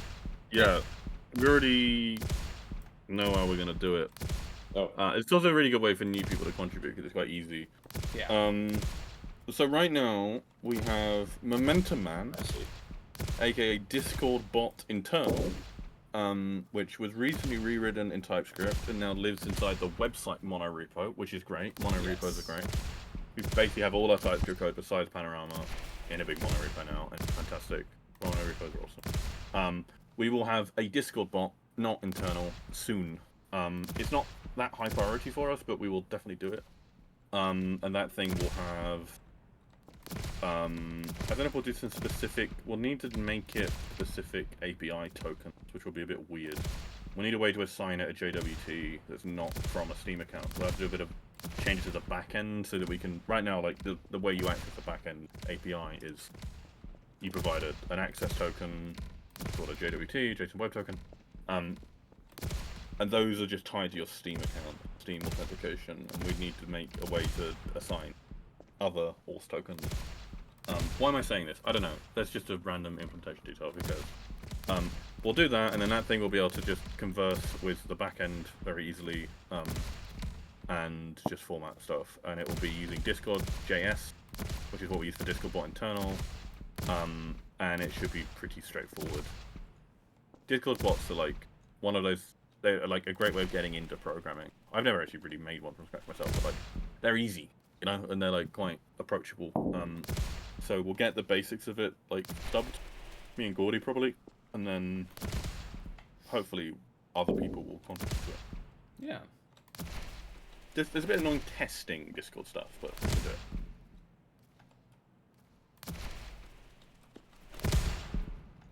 I'm a Well, rocket yeah. jumper. I can do it. Really, really impressed, Nick. I am so good. I shoot all the rockets. Is that a no? Oh, it's a telly. Okay. Are you enjoying your like yellow rocket trail? Yeah, man. It's fun, right? Yeah. Wait, is it supposed to explode before I go, or? I really want to do more. It has an hard edge stuff. bug at the bottom if you just hold crouch the whole way. Ah, I see. I I see. hate those. I I think hate because you're those. ducking just before you hit it, you're like ducking your feet over it. Yeah, damn. Okay. So if you just hold crouch the whole way down, you should There be we go. fine. Yeah. And then you use the rocket to hop over. But yeah, one thing to note about the Discord bot is right now our stats are a bit crap. We kind of touched on this before when talking about like the WebSocket stuff and sessions and map times. Because we don't have any of that right now. We don't store that many stats. Yeah. We still have like core leaderboards and stuff, right? And so Oh, what that will was too late. the endpoints, like the HTTP endpoints that are returning stats data, like we'll want to design some of those first on the back end. But then the Discord bot's job is to basically just call into that and do stuff with it. Because like this bot, I mean, yeah, this wants to be in its Discord. Momentum Man can get used by the back end. It's like a bit weird, but it's also like just drastically simplifies everything. So like, whilst there's like a specific instance of the bot that is being run separately, when you like the stuff like when the map review threads and stuff and all that, that's not Discord bot internal. That's the back end itself has a little service on it that can do Discord stuff, which is extremely helpful because you don't have to do all complicated messaging stuff, and you basically otherwise we end up with a kind of fucked up microservice that we don't want. But for the new bot, we definitely wouldn't do that. It would be doing HTTP calls to our API and being like, "Yo, tell me who has what record on this one," and then formatting it and sending it to Discord. There's water over there. I could have sharked. Damn it. I bet this match is awesome. The fucking speedrun. Yeah, no, yeah, absolutely. It'll be a fun implementation detail to figure out how we want the bot to authenticate, and if we want like other people to run the bot too. Like that's still something that's like. No, I think it would just be our bot and you invite it to servers, right? Yeah. Because otherwise we need to assign their bot specific tokens. You know, Yeah. a bit annoying. Whilst, I mean, in our case, we could literally hard code the token or something. I don't know. Alright, here we go. I'm just gonna double it. More than enough. Let's go. Oh no, wait, it would just be an mvar. You just do an just use the same mvar for the bot instance and the backend. Wait, that's. Easy. Okay. Oh, neat. Easy, first try. Easy peasy. Jumping I'm around. something of a jumper myself. I'm like a tier 3 jumper. Alright, nice. Kind of That's like tier 4.5 now. So, oh yeah, that's true with the yeah, let me know. We're gonna find out where I land. Cool. Okay. So that's that question. And then yeah, the last asked question. we have a couple more in Q&A live. Ooh, but- okay. Yeah, we'll go through this question and the Q&A questions. This question's from DerRep, who asks, "What inspired you to make Momentum Mod?" So, Money. Money. All the money in the world.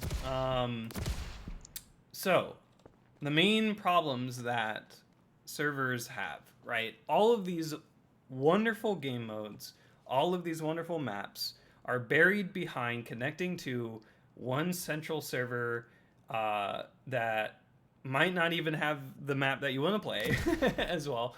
To get the settings, to get the timer, to get the leaderboards, and that changes per server too. I mean, you could join a server network and it's interconnected, but like right? Like if there's different servers, you have to stay on one server network in order to have all of the the times, all of the maps that they have, and then on top of that, connecting to a server introduces ping, right? So not only are you having to be online while the server is online, you have to connect and play on a server that is facilitating your movement via ping. So if you have not the best connection, for some modes it doesn't matter, but on rocket jump, sticky jump, more projectile modes, I guess, as well as if you have a significant amount of ping, like 300 plus ping, it is noticeable. It's extremely noticeable and unenjoyable. So there are tons of people just alone that are, tons of people that the fact that we're like a standalone game client is alone the most exciting like aspect. They don't have ping to worry about. But then, yeah, it's just like the idea of having a centralized platform that like the game is just every bell and whistle included, right? There's no VIP plugin, there's no optional like feature functionality that you have to opt in. It just has everything, right? You can play whatever map you want, right? You can bring your own maps if you want to, download them from Game Banana and just have the settings, have the, you'll have to make zones, but have the timer, you have everything included, but then the like optional the networking side starts to go more global, right? Because it's a globalized backend that anyone can connect to across the world, right? It doesn't matter because about ping or how long it takes you to send requests to our backend, because like your gameplay is all local, right? Like we'll have like anti-cheat and stuff, but like you can't take like 12 seconds or whatever, 12 plus seconds or whatever cutoff we end up having. But like yeah, we can change that. Sorry. I was going to go conk ice. Okay, yeah. Yeah, I just fail at conk. Conk what? I know. Conk ice. Ice. Yeah. Oh. Ice 2 or 3 or 1? 1. Okay. 2 or 3. Yeah, it's the classic naming. All right. It's 2. I can probably beat it. So yeah, there's the thing. Yeah, it's the thumbnail. The thumbnail shows for like a millisecond. Okay. Good to know. This map's weird because it's from Fortress Forever, where the max velocity is 3.5k, so a lot of the jumps are just far too big for 2k max vel, and it just takes forever to get anywhere on them. Can't you change the max? You should be able to. Not really, because then you wouldn't be able to juggle. It doesn't change the max vel on how fast you throw your conks. So you literally just won't be able to juggle with 3.5k max vel. Interesting. But to get back to this question, yeah. So actually, I'm gonna turn on the beep tool. It's kind of hard to think. No, I'm just kidding. Oh, okay. The beeps aren't controlled by ghost volume. Okay, so there's some stuff that isn't. I'm just turning on weapon volume. Yeah, the beeps should just be turned off, I think, for other players. You shouldn't be able to hear other ghosts' conks at all. That was. Okay. I don't think there's a specific issue for that, but I think it's mentioned the in another multicolor issue. So. look so good. They do look really good, though. We got some video footage of it. We got some fun. Actually, on this map. We had like 6 of us all jumping at once. Oh yeah. It looks really good. Not the real conk ice. I'm sorry, missed. No. But yeah, so kind of summarizing that, right? Like getting a centralized platform that has all of the maps that you'd want just in one spot. You just download them and play. All of the like runs that you do, all the times and stuff, all in one spot. You don't have to jump between servers or worry about jumping between servers. And then the single player client, right? Making it so that you aren't ping dependent on gameplay. That was extremely important because like it just allows everybody to play. You aren't, geographically challenged when you play. But then, right, on top of that, you start to look at, okay, so now that you have a single player client, what about multiplayer? What if I want to play with other players? And you start to think about, okay, well, surf and bunny hop and stuff, you don't really need to be synchronized at the same time as other players. So multiplayer when I first started adding it was just a matter of like sending your like position, like weapon stuff, like just off into the lobby void. Like it doesn't matter like if you're on the same tick or not, because all that matters is like you're just kind of getting the data in order, and not necessarily on the same tick that you're like running your game on. And this allows you to have that still single player client, but just be getting network data in. And if you drop a packet or if something happens like that, it doesn't matter, right? Like all that happens is it just looks weird for a little bit, right? Or whatever. You know, like ping doesn't really matter. Like it can take over a second to get data from somebody around the world. It doesn't matter as long as it just doesn't drop along the way. Like that's where it can look janky. So multiplayer became this like optional like layer on top of the entire game, because yeah, you don't need to be connected to the same map to send messages to each other. You don't need to be, you know, like all of this like networking that we're doing is just on top of the game, like gameplay. But it, you know, it uses like entities, so that way it's like you can play on different maps, still talk to each other, and then join the same map and see each other. And then down the line, we're going to be adding things like racing and stuff, right? Where we do a little bit of synchronizing, but just with our backend to like, you know, synchronize the start point, and then you guys can like lead time. yeah, like just a start Doesn't time. necessarily need to be a backend. Oh, true. Yeah, you could actually peer-to-peer it, but we'll see what implementation we end up doing. It was just clock synchronization, basically, which there are, you know, NTP servers are basically that, right? So anyway, we'll just do that, and then you can start races, you can do tournaments, you can, you know, like, and that starts to open up like multiplayer. And then you think about like the multiplayer being this kind of like asynchronous multiplayer, like Journey, or like, you know, where it's just kind of like you're playing and people could join you if you're on the same map. So we have map lobbies. When you start a map, you don't have to host a lobby, you can just join a map lobby. You can also opt out of this, but it's on by default, so you'll be seeing other people as you play maps. And then Yeah, I can't be asked. what was that? Spec someone else. I'm terrible. Oh, okay. I was expecting. I mean, This map's fucking terrible. we could go to a different one. The colors are so cool. I don't know why. I just love them so. What's like a good conk tier 2? But Nick, when you're talking about the multiplayer stuff, could I lead on from that to something slightly unrelated, but Yeah. is, well, not unrelated to the question, but relevant. With O10 multiplayer, like it's that picture Nick's given, right? Of like we just send data like as you get it, right? And basically the data we were sending before were mostly just your position, your view angles, and It was really basic. Velocity, I think, a was also couple of other things, something like that. Yeah. Weapon, current weapon, and then when you shot, it would do that projectile. So it never even did like the animations. Or anything. You wouldn't have seen this, what you're currently seeing. What we've done now is we've done this really weird approach to multiplayer that's kind of like, now when you're speccing someone, the data that I'm gonna get this wrong actually. I wish Rio was here, but like they send you a stream of data that's effectively the same data as their server and client are communicating, right? And they just send it to you. And as you're speccing someone, like your client is like hijacking theirs. That's about right? Yeah. Yep. So all the stuff that happens in terms of like map entities or whatever, all of that gets synced up. Like the whole game state is getting sent across. And so before, like replays and stuff didn't support weapons. Sorry, replays and multiplayer now use the same thing called MomTV, and it's literally just a stream of that data. And so, and they're just identical now. So like this is what the replays are also like saving, if that makes sense. We're just networking. Exactly.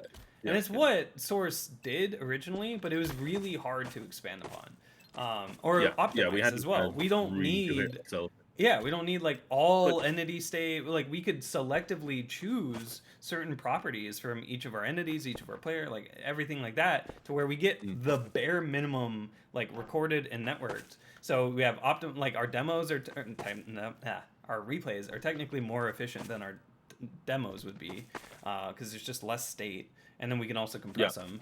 And then like the networking is using that kind of like delta, or like, you know, that the same kind of underlying system as well. So like we're utilizing what Source already had with like property changing and stuff like that, because it's already there. Might as well take advantage. But oh yeah, this is the area that you guys did though. This is the thing. Yeah. I want to show that now. It'd be annoying to show on stream, I guess. Photos. Oh yeah. You'll see it in the trailer. Yeah, is it not making it into the trailer? I don't know if I made in the that, small like, the- video. I definitely made the long form one. Yeah, long form or just in the blog post. We always need, Oh, you the know, blog post. Yeah. yeah, little Yeah, snippets in blog posts. It's always nice to scroll through. Mhm. But yeah, so like multiplayer's been fully overhauled. I mean, yeah, but that's just like that's out 10. But like still, like it's all optional. I don't have to play with other people. I could leave this lobby right now Yeah. and play just by myself and still submit time. Still, you know, like the game is still functional. You don't have to play Yeah. with other people, but we kind of want you to, right? Like there's still that like communal aspect, right? We have our Discord on the home, or sorry, the main menu. Like we want you to be involved, right? Like we don't want you to just be secluded, but you can be if you want to, and it's like it's a nice. But map lobbies now make that so much better as well, right? So now if Yes. you join a map and you have map lobbies enabled, and there's other people that are playing that map that have map lobbies enabled, we just put you in a lobby together. Yeah. We And just so lobby. everyone Yeah. on Surf Utopia gets put in a lobby together, or potentially multiple lobbies in the future if it ends up. You get more than the lobby limit. We don't want to put you in massive lobbies. We're not a fan of like 64-player lobbies by default. Yeah. We will, We're, right, if we well, can. we'll see how big lobbies can be. I really am Yeah. looking forward to stress testing that later. Yeah, for O10 it's just 24. We've Yeah. kept it really conservative. It's just 24, but we will see. We'll look how into far it and see what, It's if just we a can Monty do more V. optimizations as well. Because like if we can do like PVS optimizations to where like you kind of network just people that are roughly near Yeah. you. Like maybe we Oh, only right. network like Okay. positions and then like use PVS to like determine if that's so that way it's like Yeah. minimal data for people that aren't next to you. Kind of MMO style, right? Like I know RuneScape does like cells or whatever, right? So you have like we could do something like that too where I think that's actually what CS:GO did Right. for like Danger Zone or something. That's why they have the cell coordinate system shit. But yeah. Oh, I'd be surprised. I mean, there's only 16 players in Danger Zone, but yeah. Oh, true. I Actually, miss Danger Zone. yeah. Rip Danger Zone. Rip. I would still. I played the shit out of that. One of the few Danger Zone fans. But yeah, so like all of this combined is like it's not that servers are bad. It's not that like the existing. It's They just are. like all of They the are. existing experiences with all these modes are very locked. Like some of the like AHOP doesn't even exist. You have to go play Half-Life 2, right, to really get that. Like there's not even a like speed run. So like some of these are getting a platform for the first time. Others are getting sort of revived in a way, like with Conk and like Defrag, even though there are dedicated games still for Well, those. Defrag's very much still alive. Yeah. Kind of dead otherwise. Right. I think. But it's Like, it's also not a lot of adding people. like it is in a more modern engine. It you know you have more modern mapping capabilities as well. So it could be kind of like a refresh or revival in that aspect. But again, like it's adding a bunch of like it's also so like all of this centralization also comes together to bring these modes to people that have either never heard of it or have heard of it and never got to try it. So that starts to lead into we can add learn mode, an in-game teaching like learn section that can teach you everything you need to know about these modes. You don't have to rely on joining a server, watching a YouTube video.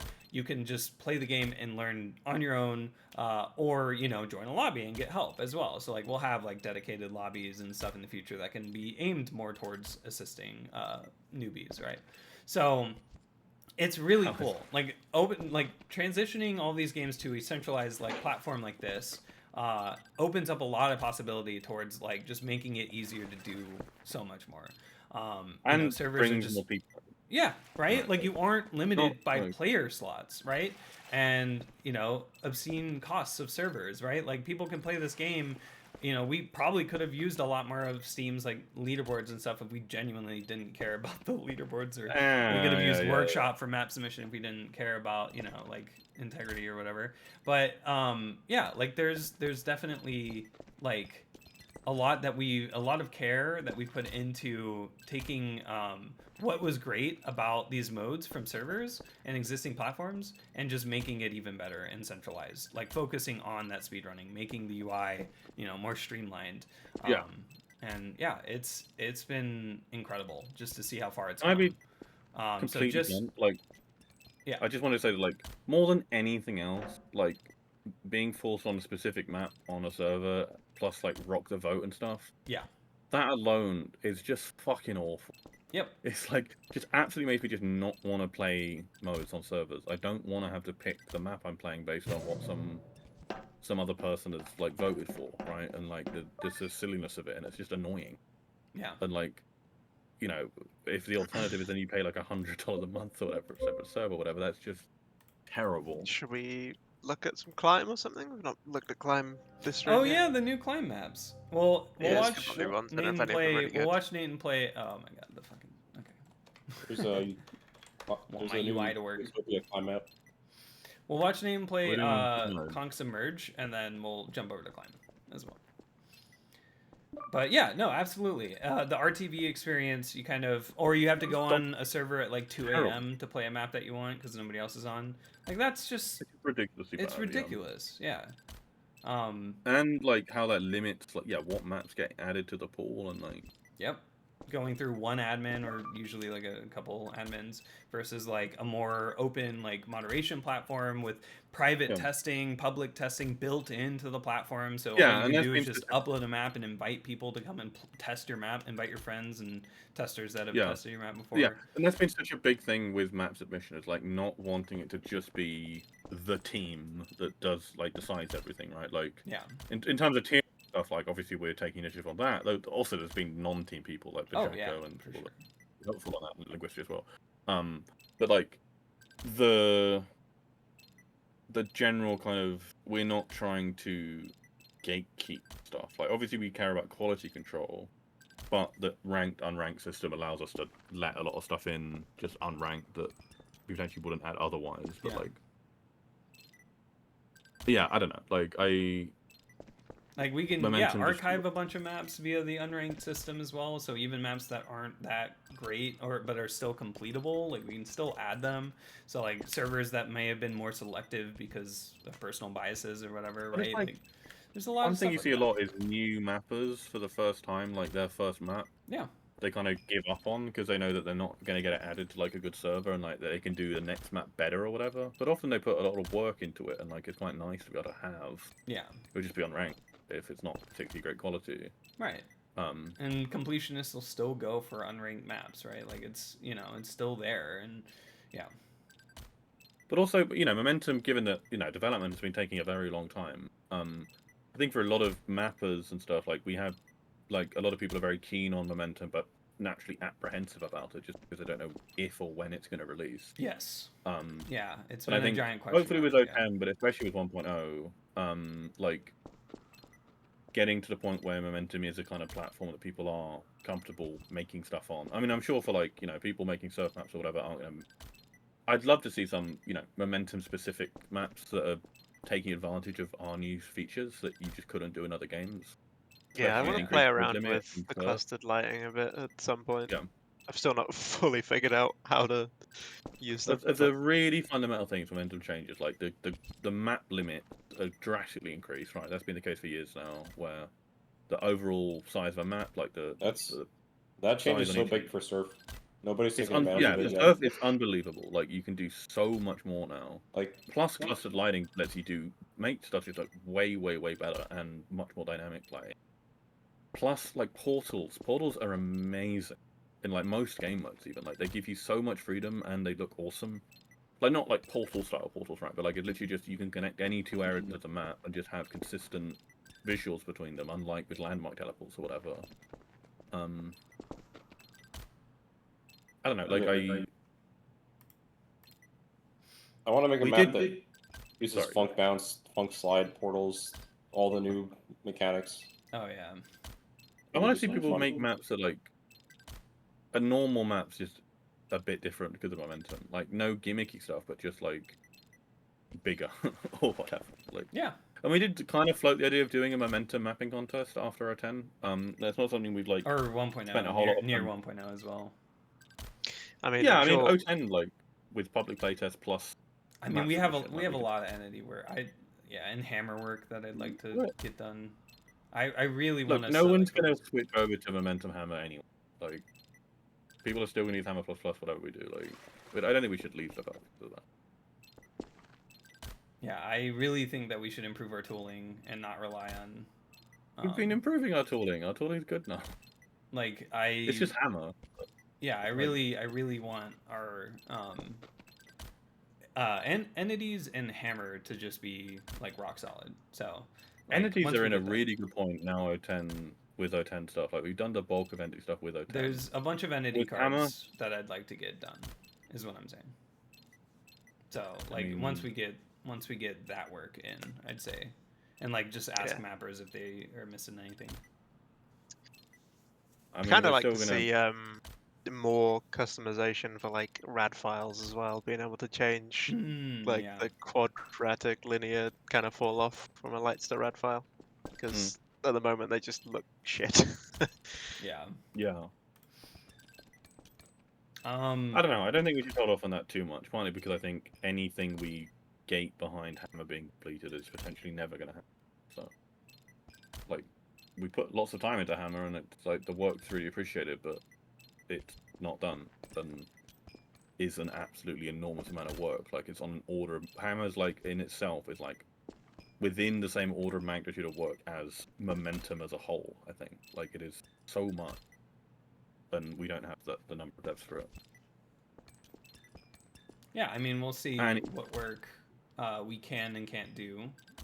But it's still worth knowing what we can and can't do. So like, that's what I want to do by We know. 1.0. I think we know that at this point. Like, Well, I mean, it's different now that we have O10, and we're going to ideally want to cater to mappers a little more, because right now I think we're all gonna- of our work has been behind, hey, we got to get O10 out.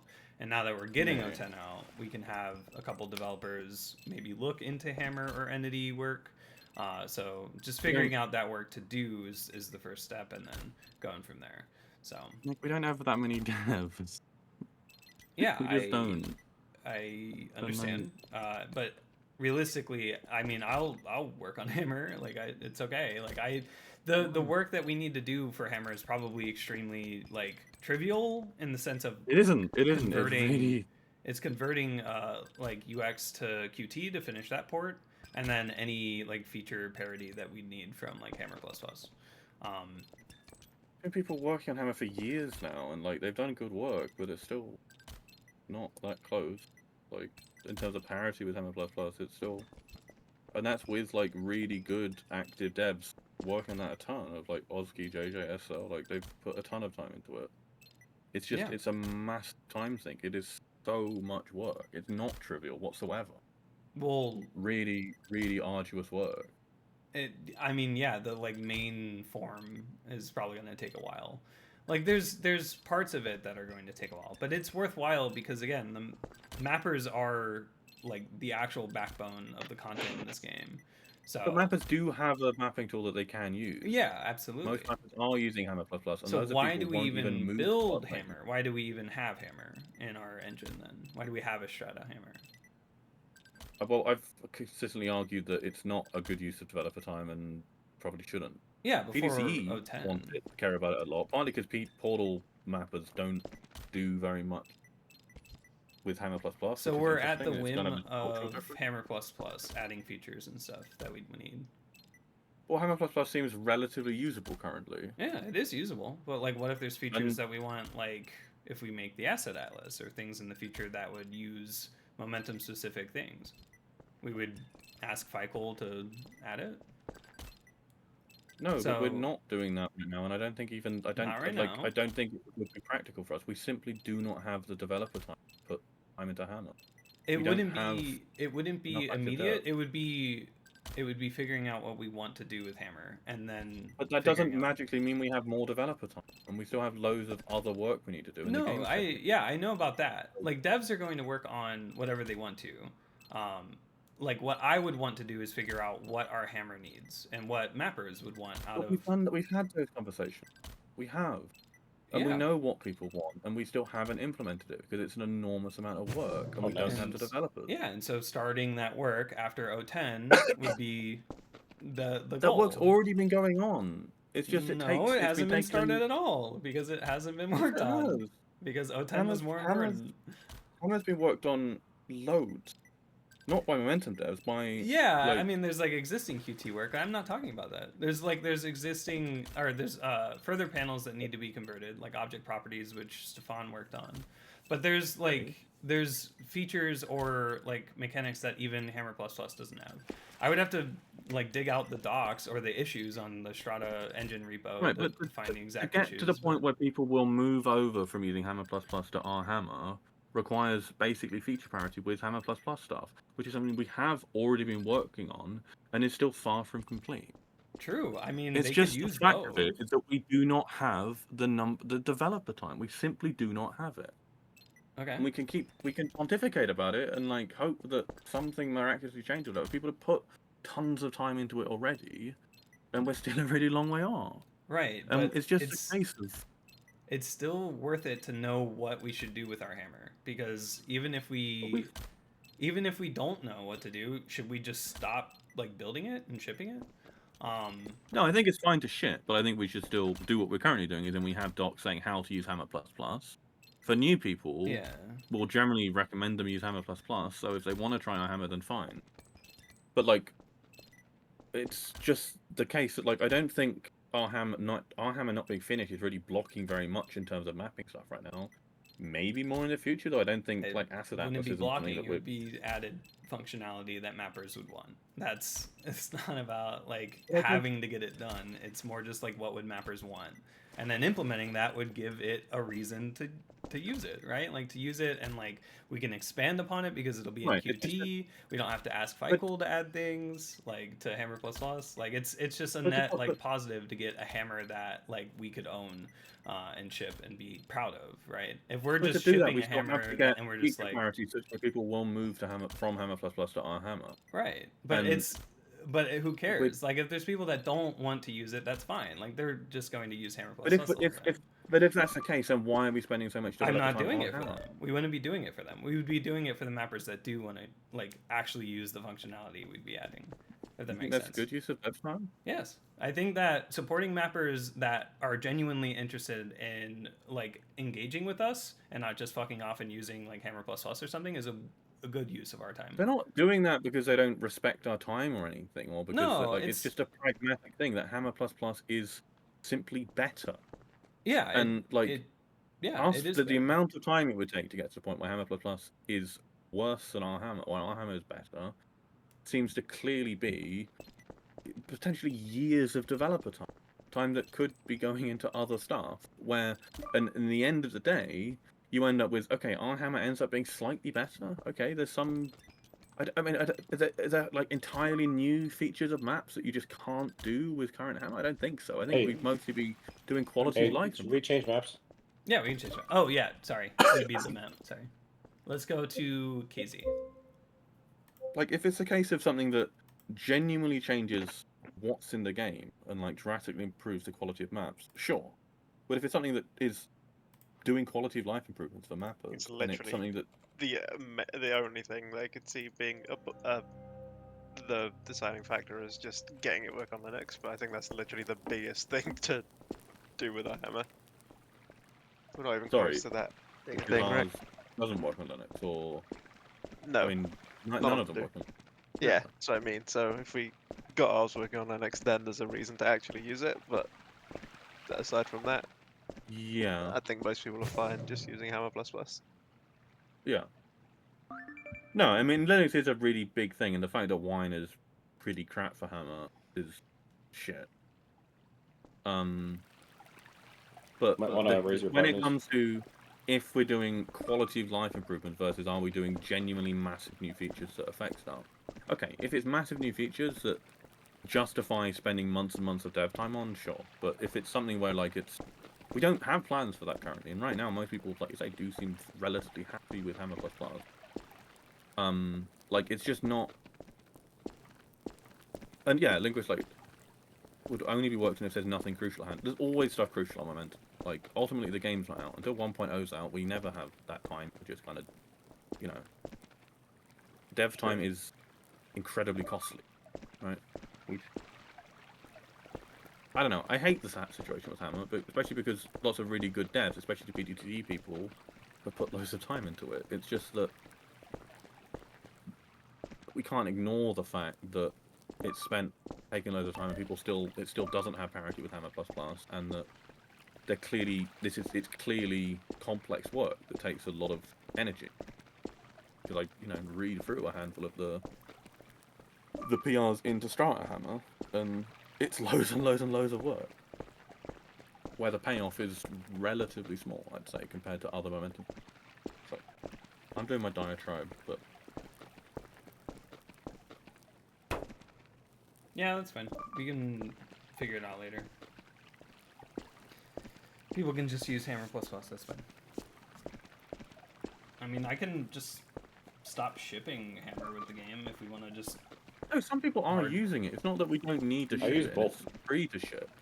It's just that it still seems like we're a significantly long way off before it's like objectively just an improvement on hammer plus plus. But then Until you also reach argue that that it's not worth even working on, because it's just not ever going to be on the same parity. So it's not ever Yeah, going to be pretty much. worth working on. So why do we even ship it?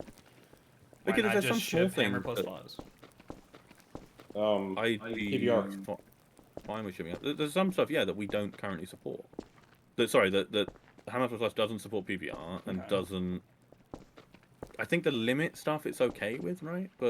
And so it's jank having to switch between the two. But it's a question of, do we spend months and months of dev time on that for the sake of the mappers that are doing that? Like, and then it is also just the case that, yeah, whilst loads of Hammer Plus is really jank, it has loads of really specific features that mappers really, really like. And we, right now, don't really seem like we have the capacity to fully copy it over. But for full transparency, like, Fikel's a friend of the show, like, and we talk to Fikel about this stuff a lot, and we have Hammer Plus. Like, but, like, it's just not... It's...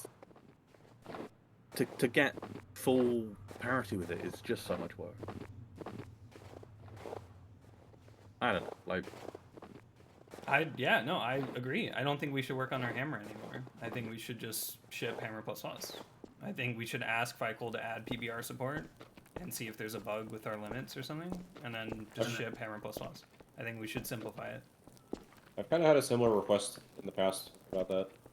I forget what the issue. Like, it kind of throws out a lot of work that we're doing with the hammer melt and. Well, that's the Yeah, issue, is, like, we other really don't, like, because PDC has put a ton of time into stuff, and there are lots of genuine improvement.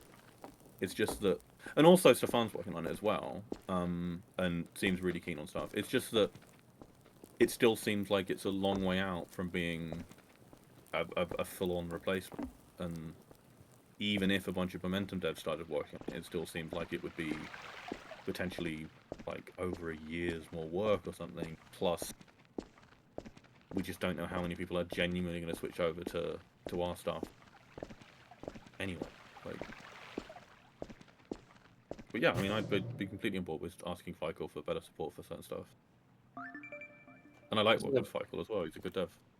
This is a bunny hop map, not a climb map. I crashed. Oh, is it HL1? I'm kind of joking, but if this was on HL1, you'd be going way too fast. Oh, yeah. But all the platforms are so close where you kind of, like, stamina doesn't matter. You can just keep jumping to make all What's the gaps. hotspot texturing? Strata Hammer also has hotspot texturing. Oh, okay. But What is nobody it? uses it. It's the one that's in Source 2 Hammer where it's like it's easier snapping of... Was it like snapping of texture to seams or something? Yeah, I don't know. Craftable added it to our hammer, but Okay. nobody uses it, so whatever.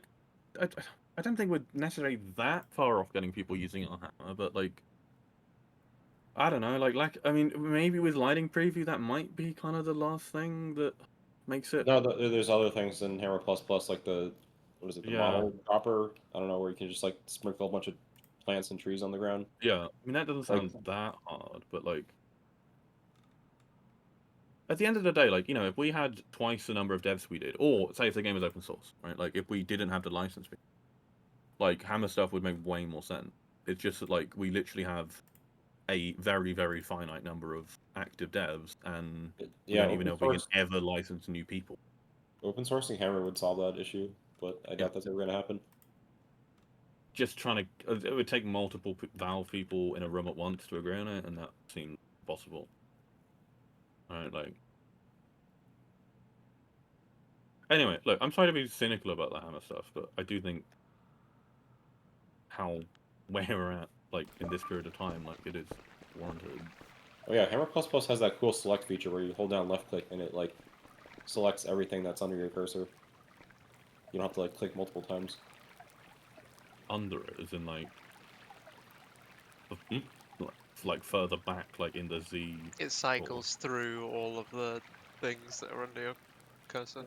No, I'm not talking about that. I'm talking about like multi-select. It's kind of like instead of drawing a rectangle to select multiple objects, it's like you're just kind of drawing in the 3D view to like select anything under your cursor Oh without having to yeah. click multiple times. Why I'm like in the mud in this mode.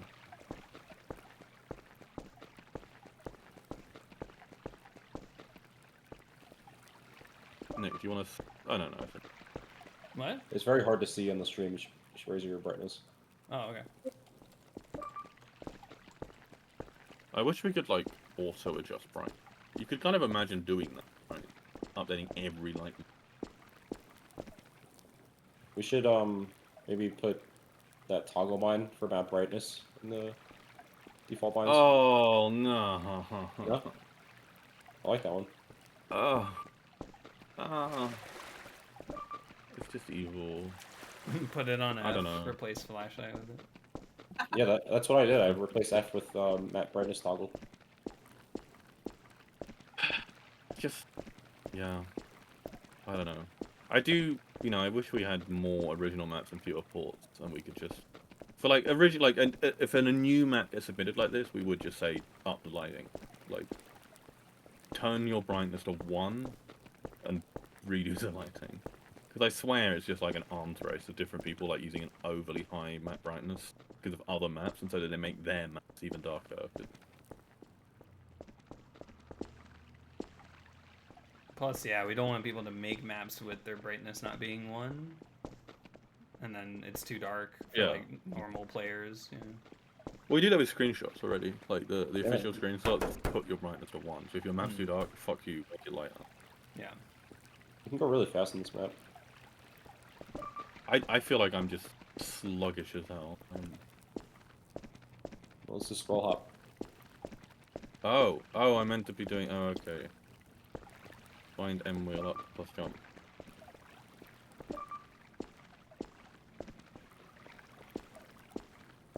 Oh my god, I'm so much faster.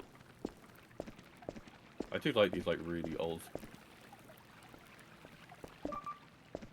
I actually made a bunny hop version of this map where I just made the map bigger.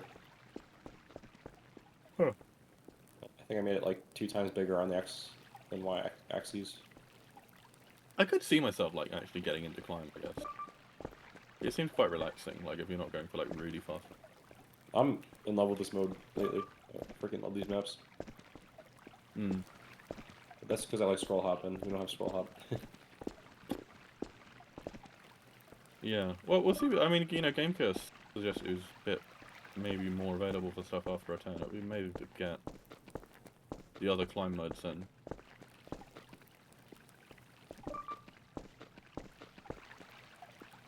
Do we have any more questions, or there's some more? Were there ones in Q&A live? Yeah, there's a couple, I think. You can go through those. Let's see what other climb maps you have. Oh my god, the new surf tiers. Oh, they've done such a good job. There's a Minecraft map that looks terrible. I like the bhop YTT Kruma. That one's good. Hands of what tier do you think is Surf Cyberwave? Cyberwave? Yeah. Have I played that map? Everyone's played that map. Oh, that one. Maybe with the new tiering system, tier 2. Wrong, 3. Really? Yeah, they put it as 3. Which I don't think makes sense. Cyberwave, like, the end is relatively tough. It's low tier 3. The end, yeah, I was gonna say the end is like... We've got some maps that are tier 1, at least in, like, Momentum 09, that would go to 3 in the new one. Those Surf Mom, which is a tier 1 in 09, would be a low tier 3. Which I think is really sensible.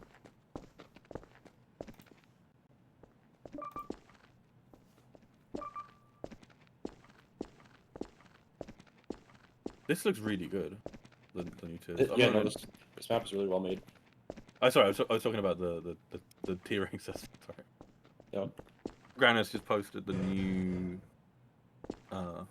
tier chart thing. Oh my god, it's really detailed.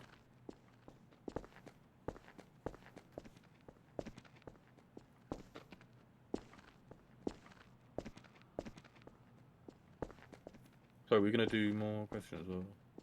Yeah. There's 3 in Q&A live. Oh, Wait, yeah, I did see Mac them. do it?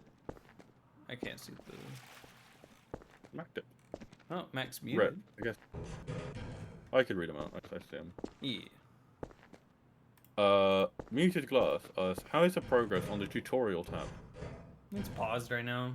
Yeah, we're not really working just on it. getting 010 out, and then ideally, learn sections before 1.0 sometime. So We're gonna get straight into it after a start. We've spoken about it quite a lot in terms of general ideas. yeah, we have If you some wanna do more. good stuff from an old team member, Ninja Cookie. She did a ton of great work with teaching like basics of strafe, which is really applicable to like every mode except I guess jump modes. But yeah, no, there's a lot of work that needs to be need to like reboot it and kind of focus on it as a team, I think.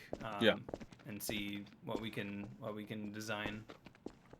The main thing that me and Lumi were talking about was like really focusing on the lower tier stuff and like sorry, I lost my train of thought.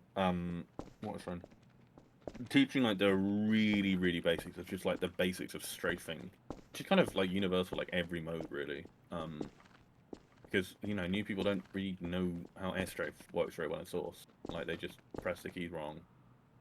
You need to give people ample time to just kind of play around and learn how to go fast by just turning. And that applies to like most modes, like even like low air excel modes like rocket jump. It's really helpful for hotspot text.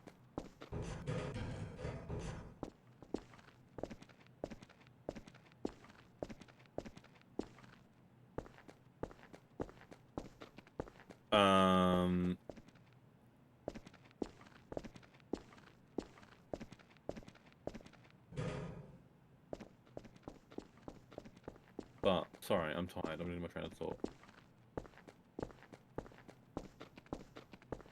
We can go to the next one. Conk getting more maps. Yes. I'm sorry. Yeah. Ideally. So Learn will absolutely welcome more, and then Conk more maps. Yeah, I mean, quite a lot have been getting submitted lately, right? Yeah. Who's been doing most of Conk? Mist. Mist's been Mist's doing a ton. I think Zyke is Oh yeah, Zyke as well. Yeah, Conk seems to be in a pretty good spot. There's been some talk in the past about trying to do a new gold source to source map converter. But that's probably not getting finished anytime soon, and like seems to be in an okay spot with Conk map. Oh, also Zyke wrote sorry, Panzer. I think porting maps from Gold Source manually is not.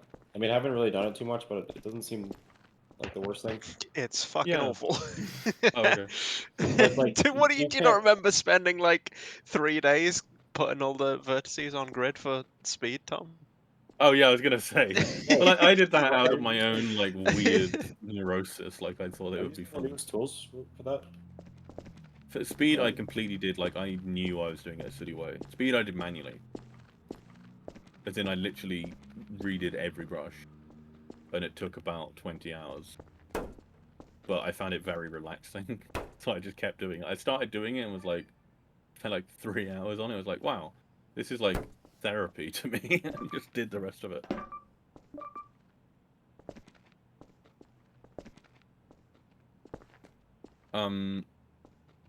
But yeah, I mean, Zyke did a new guide for it. I don't know, it seems like stuff is getting ported so far, and the ports are of reasonable quality, so... stuff seems to be in an okay spot.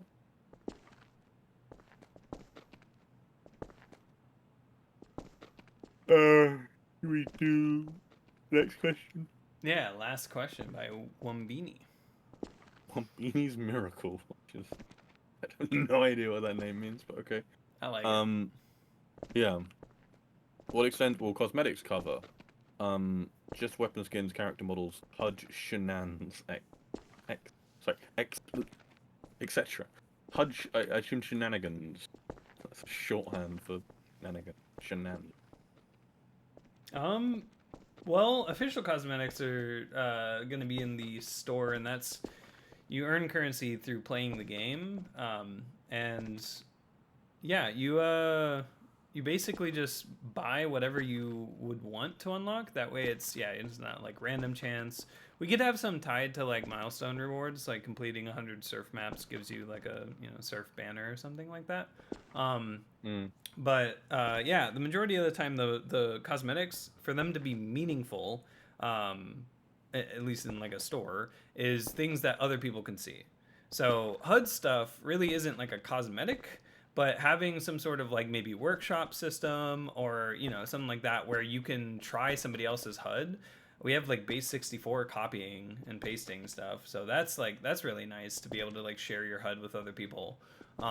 Yeah, especially with HUD customized stuff in the future. Like, I mean, for one, like Yeah. it will just be a file. Like, if you want to send that, like, it's just that will be just a KV3 file. Yeah, and you just import that and use the HUD customizer to further tweak it. So we'll have ways to share HUD stuff in the future, but yeah, cosmetic stuff is mainly just going to be like what could other people see, right, or hear. I mean, we could do sounds as well, but like it's really just like it's more how do you customize your player and how does it provide something meaningful for replays and for lobbies.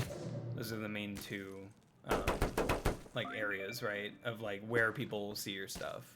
I mean, there's also your website profile, which will have some stuff too. But again, those are going to be more like milestone or like Yeah, I think we want to like integrate those quite well with the game stuff as well, right? If we are doing like badges and things. Yeah. So, yeah, it'll be, we'll iron it out more. It historically has not been a fun topic to talk about on these Q&As. So look, I'm trying to be optimistic about it. But yeah, we have player colors now, which is the first step towards it. But then we'll have full-on categories of customization that we can iron out more. And once we start figuring out exactly how we want it to work with our player model, we'll start like announcing that and asking if like artists or people like know any artists or like things that they would want to have, because it is going to be something that we don't want to like launch the cosmetic system with like 2 cosmetics, like, and then everybody has the same hat or something. We'd rather have like a good option or like a nice like selection at first and then just continuously add things, because realistically, yeah, if you grind enough, you'll be able to have everything from the store. Like, we're not gonna the idea behind it being that the cooler things are just more expensive, so you have to grind more in the game for it. That's all like the price means, really. But yeah, I'm really excited to work through that. But it's post 010. It's probably going to be 012 if we get an initial system in place. Because there's customization around like mounting TF2 stuff as well, right? Like getting TF2 soldier skin and stuff like that. Like, there's things like that where just getting kind of a system in place to even just do local, or if it were to be local only mounts like that, that'd be good. But it's a lot of standardization around animations, sounds. Like, a lot of things are just hard coded to just do a momentum thing right now, and like, or a hard coded momentum model or something. So we'll have to have like an intermediate shim layer that's gonna it's going to get queried, and then that's like loading its own settings. It's a really simple system design, but it's like a lot of systems need to hook into that to pull from it. So, but yeah, no, it's coming along, and I'm excited. The colors look really good. I'm excited to see how people like that. Yeah, so.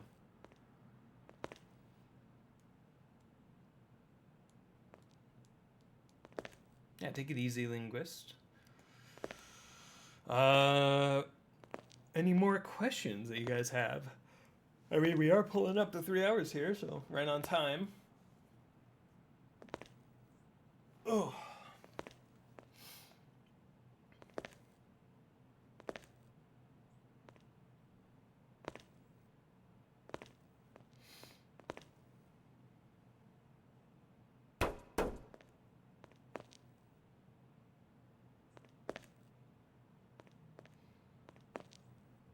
bonus looks impossible. How do you figure out where to It's go? hard to. Yeah, it's hard to tell. You have to long jump over to that. Oh no, you came from there. Oh, I see. It's this. There's no contrast. It's right here. Oh, that is the one I was looking at. Okay.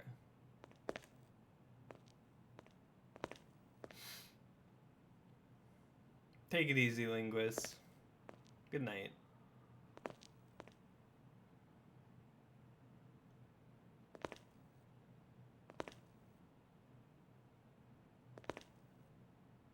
Just looking at the VDC, because someone posted the thing for hotspot editing, and Jesus Christ, that site baffles me. Media Like, there's a wiki. momentum mod page. Oh yeah. Where someone's like gone and added a bunch of stuff that, like, why? It's like, it's so weird. It's so weird. What? That's where the ending is? Wait, why isn't it on the last platform right there? It's a good question. Oh, because the stop button's there. You can hit it from that. Okay. I that don't. makes Well, I don't sense. understand that because like there's a spot down there that you can reach it from. Like if I just like plus use that, I can definitely reach it from here. Maybe there's like a height check. I don't know. Like my crosshair is technically, or my like the top of my, I don't know. There might be like a player height check that they do in the game. Mm. Yeah. Neat little bonus. Seems like somebody's first attempt at making a map in Hammer.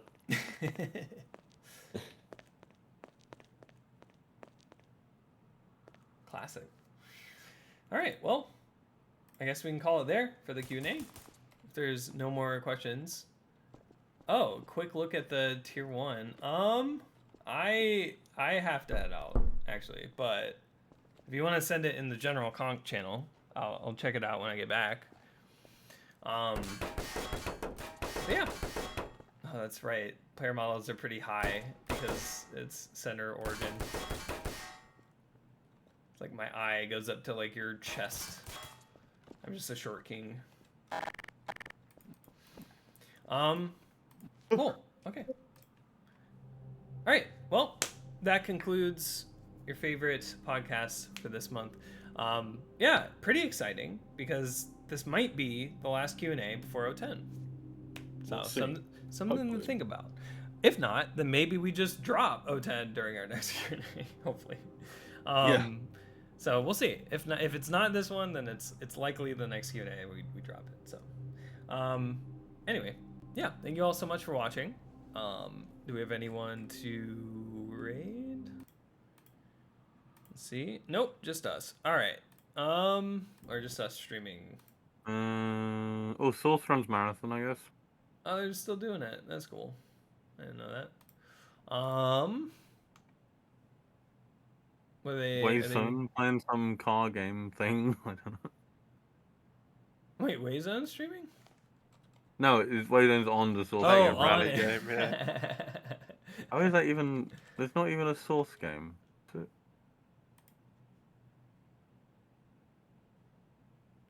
What the fuck?